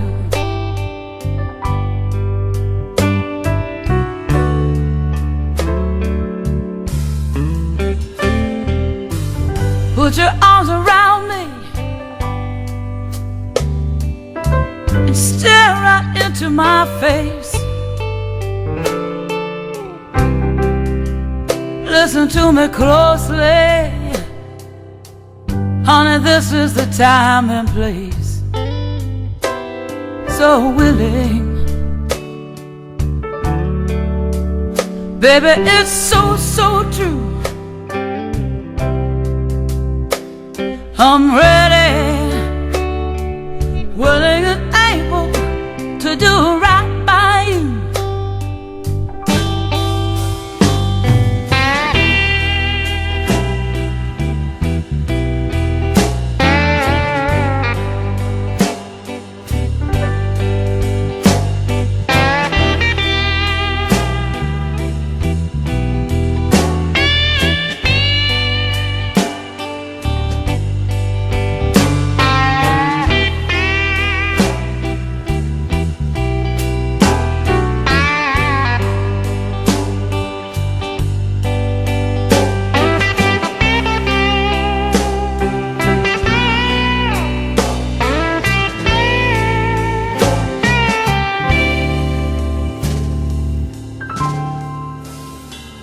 So willing,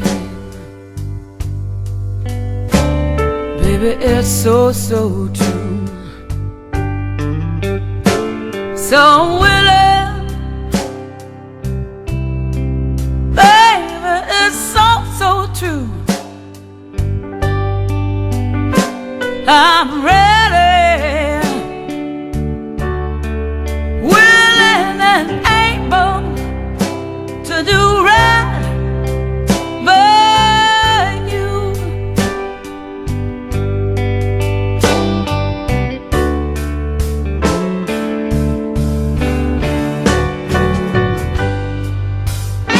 I'm so willing,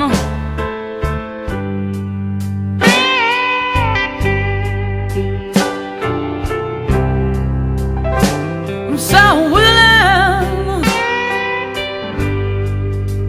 to do right by you.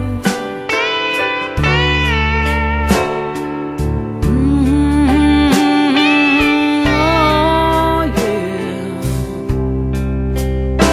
I'm so willing.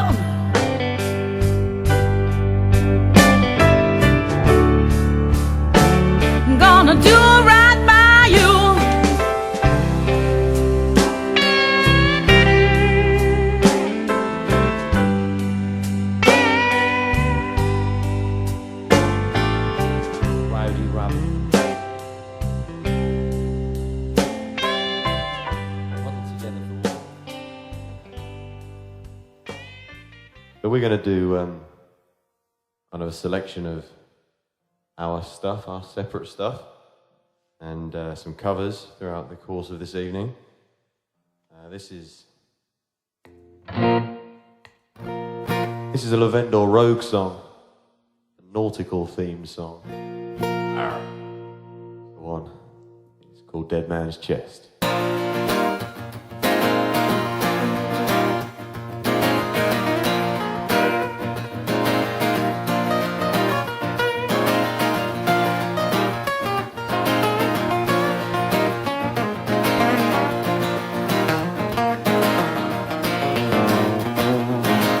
Immigrant woman, spent a life alone. I went into a ship, I had a place I called home. I found a feed, I worked the way she was, and then she got the call, and the job was on. 10 men on a dead man chest with a bottle of rum. Get away with what you done. 10 men on a dead man's chest with a bottle of rum. Get away with what you done. But she went ashore and she found some place, and then across the room she recognized her face. He handed her a suitcase which her luggage matched her. When she went back ashore, the job was had. 10 men on a dead man's chest with a bottle of rum. Get away with what you done. 10 men on a dead man's chest with a bottle of rum. Get away with what you done. Yeah.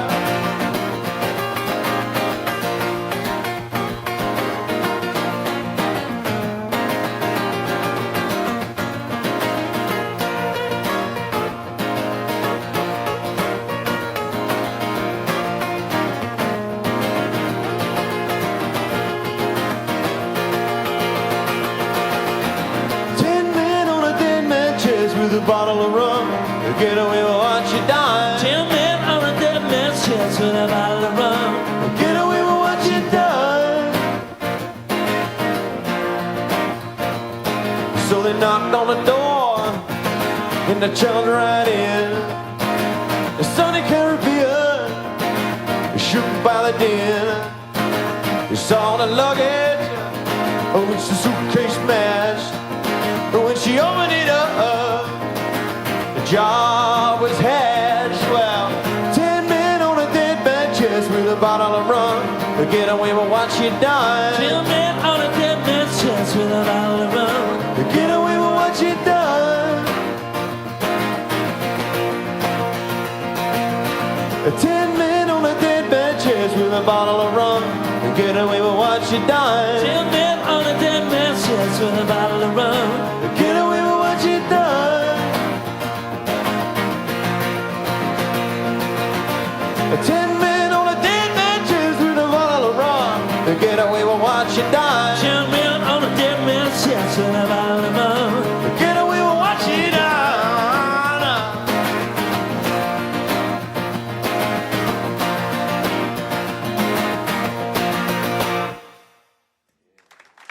Thank you very much. Thank you.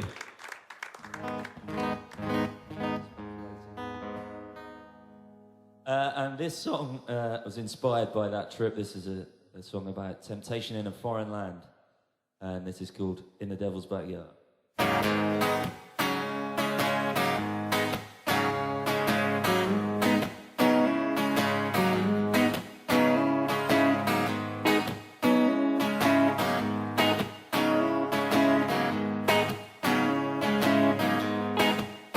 He had me locked in a house of lost souls.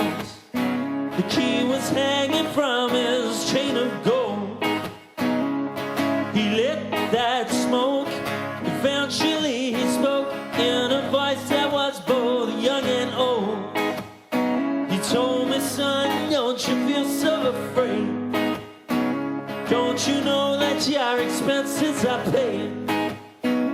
It's an easy game when no one knows your name and nobody will know that you played. Told me read it in the paper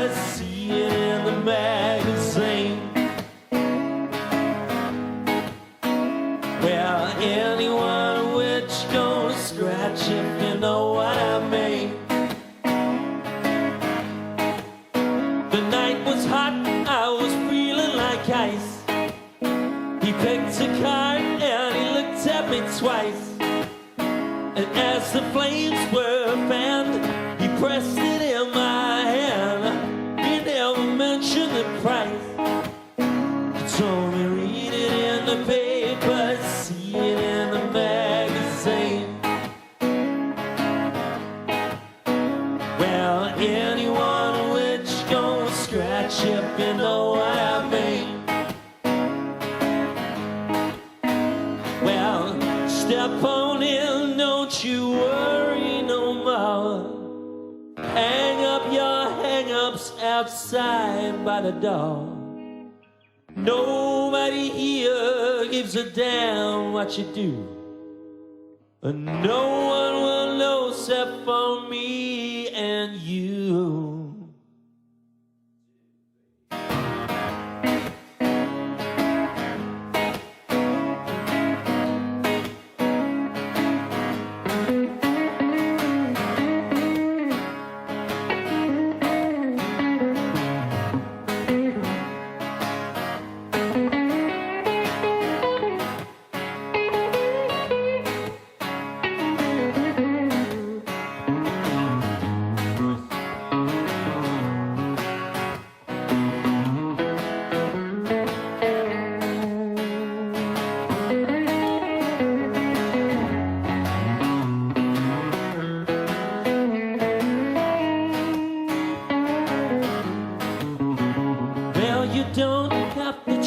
So far to be dealing in the devil's backyard.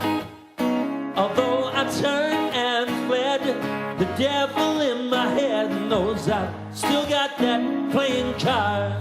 That you can read it in the paper, see it in the magazine. Well, anyone which don't scratch if you know what I mean. Step on in, don't you worry no more. Hang up your hang-ups outside by the door. Nobody here gives a damn what you do. And no one will know except for me and you.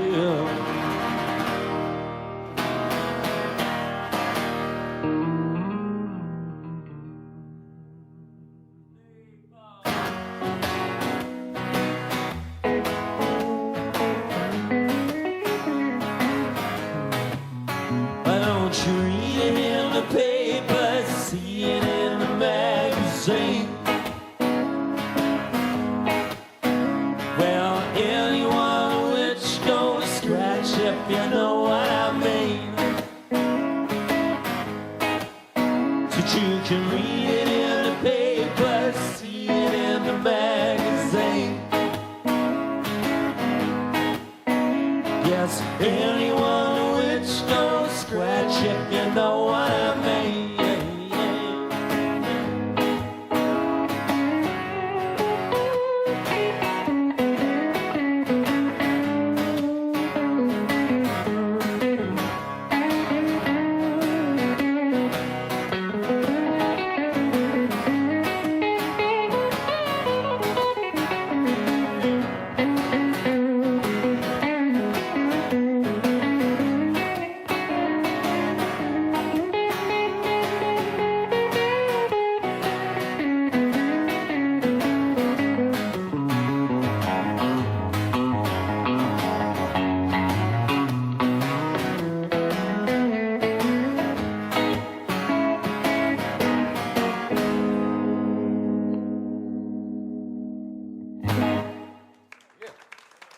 Thank you.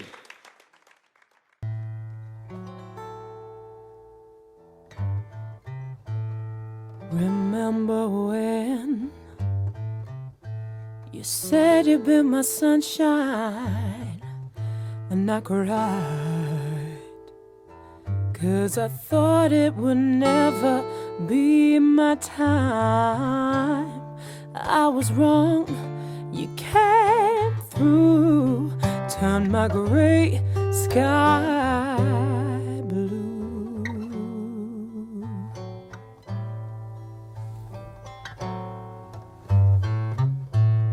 Stood in the shadows, looking for light, and hope died, 'cause I thought you'd given up the fight.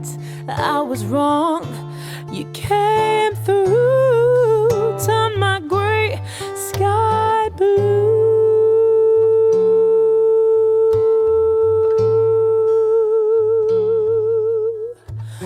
Gray sky blue. Gray sky blue.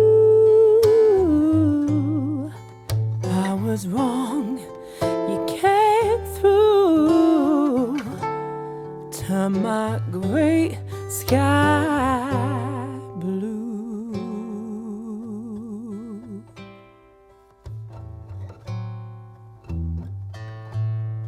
Remember when you said you'd be my sunshine, and I cried, 'cause I thought it would never be my time. Well, I was wrong, you came through, turned my gray sky blue. Gray sky blue. Gray sky blue. Gray sky blue.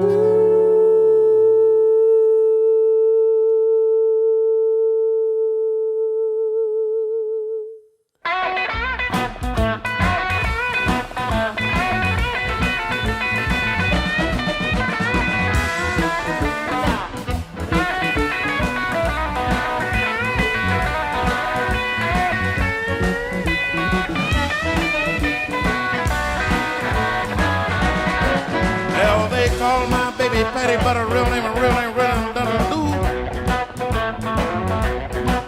Well, they call my baby Patty, but her real name doesn't do.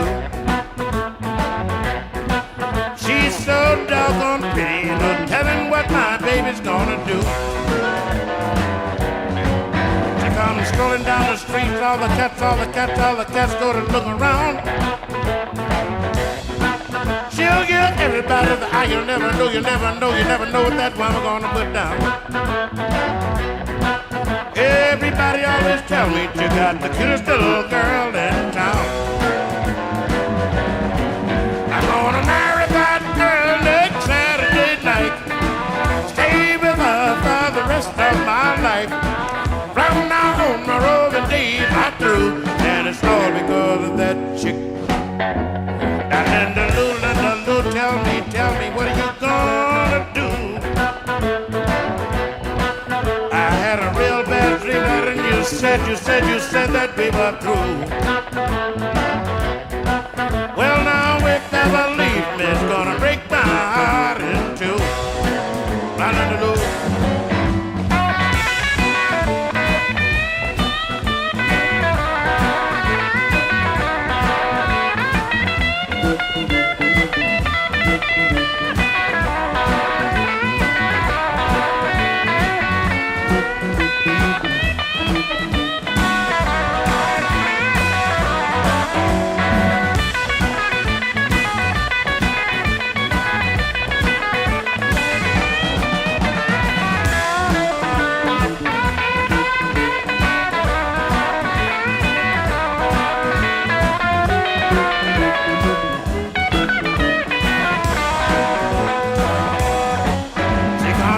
Down the street, all the cats go to look around. She'll give everybody the eye. You never know what that mama gonna put down. Everybody always tell me you got the cutest little girl in town. I'm gonna marry that girl next Saturday night. Stay with her for the rest of my life. From now on, my roving days are through.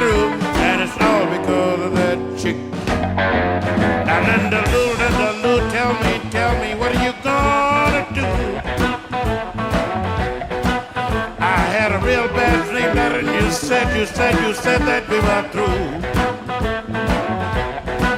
Well, now if you believe me, it's gonna break my heart in two.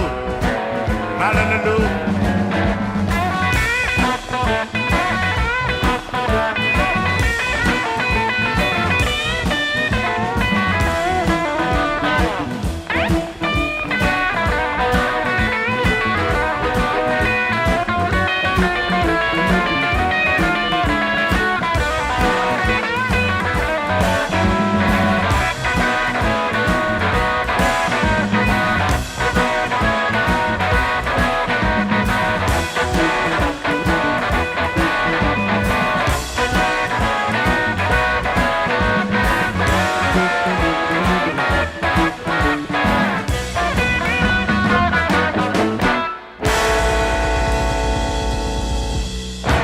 I'm off excellent. No, no, I'm afraid it's time to go. Thank you for tuning in. I have been Jim Ratnell, and today we have been looking on the life of Buddy Holly, Ritchie Valens, and of course J.P. Richardson, the Big Bopper. Their memory will still live on for generations and years to come. Their legacy will not die. They invented, of course, rock and roll and lots of other things as well. Very, very good artists. Shame felt that they died young in a plane crash, though. It really was. Imagine what they could still have been, what they could have still achieved in their lifetime if they were still going. It's quite sad, really. Okay, I'm going to end you on 2 tracks by Rebecca Downs, who's at Scarborough, believe it or not now, replacing 24 Pedros. And see what you think of these then. See you later and keep rocking the blues, let's say.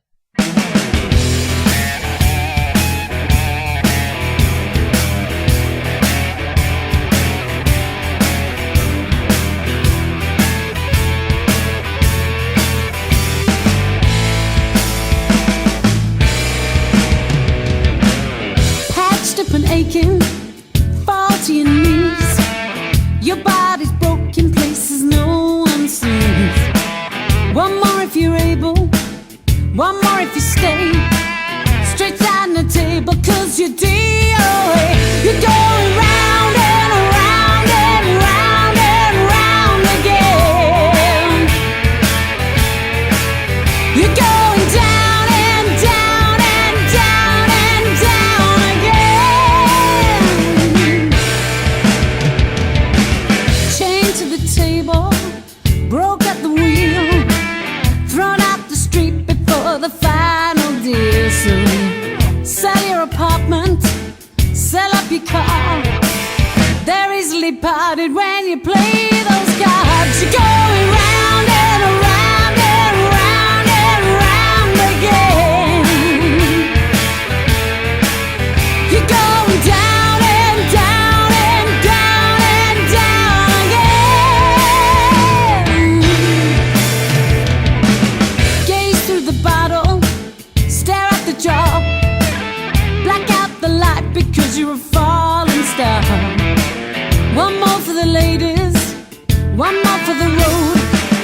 Fall out at daybreak, still on overload. You're going round and around and round and round again. You're going down and down and down and down again. Yeah. You're going round again, heading on down again.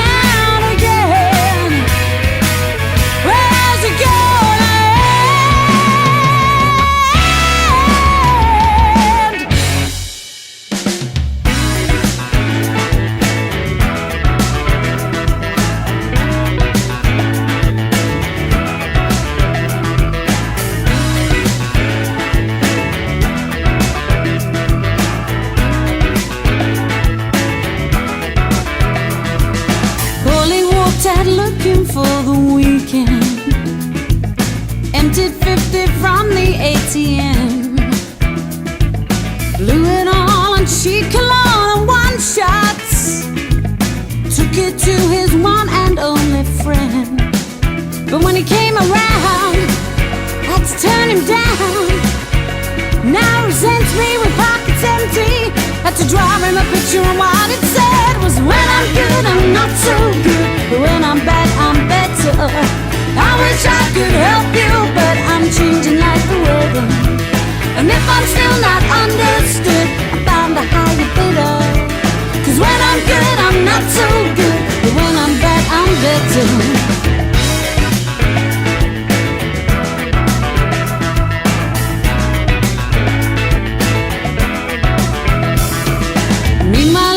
Back streets of my memory, young Brazilian boy, forget his name, took me to his home to meet his family.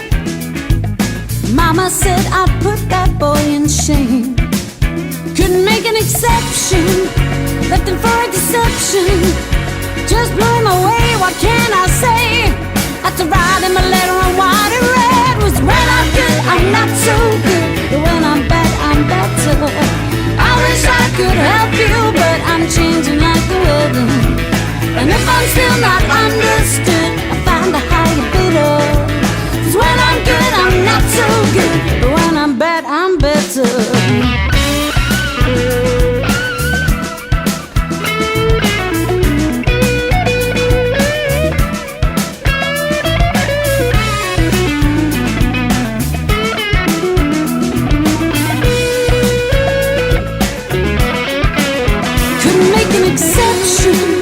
Left him for a deception. Just blew him away, what can I say? Had to write him a letter on what it read was, when I'm good, I'm not so good, but when I'm bad, I'm better. I wish I could help you, but I'm changing like the weather. And if I'm still not understood, I found a higher bidder. 'Cause when I'm good, I'm not so good, but when I'm bad, I'm better. When I'm good, I'm not so good, but when I'm bad, I'm better. I wish I could help you, but I'm changing like the weather. And if I'm still not understood, I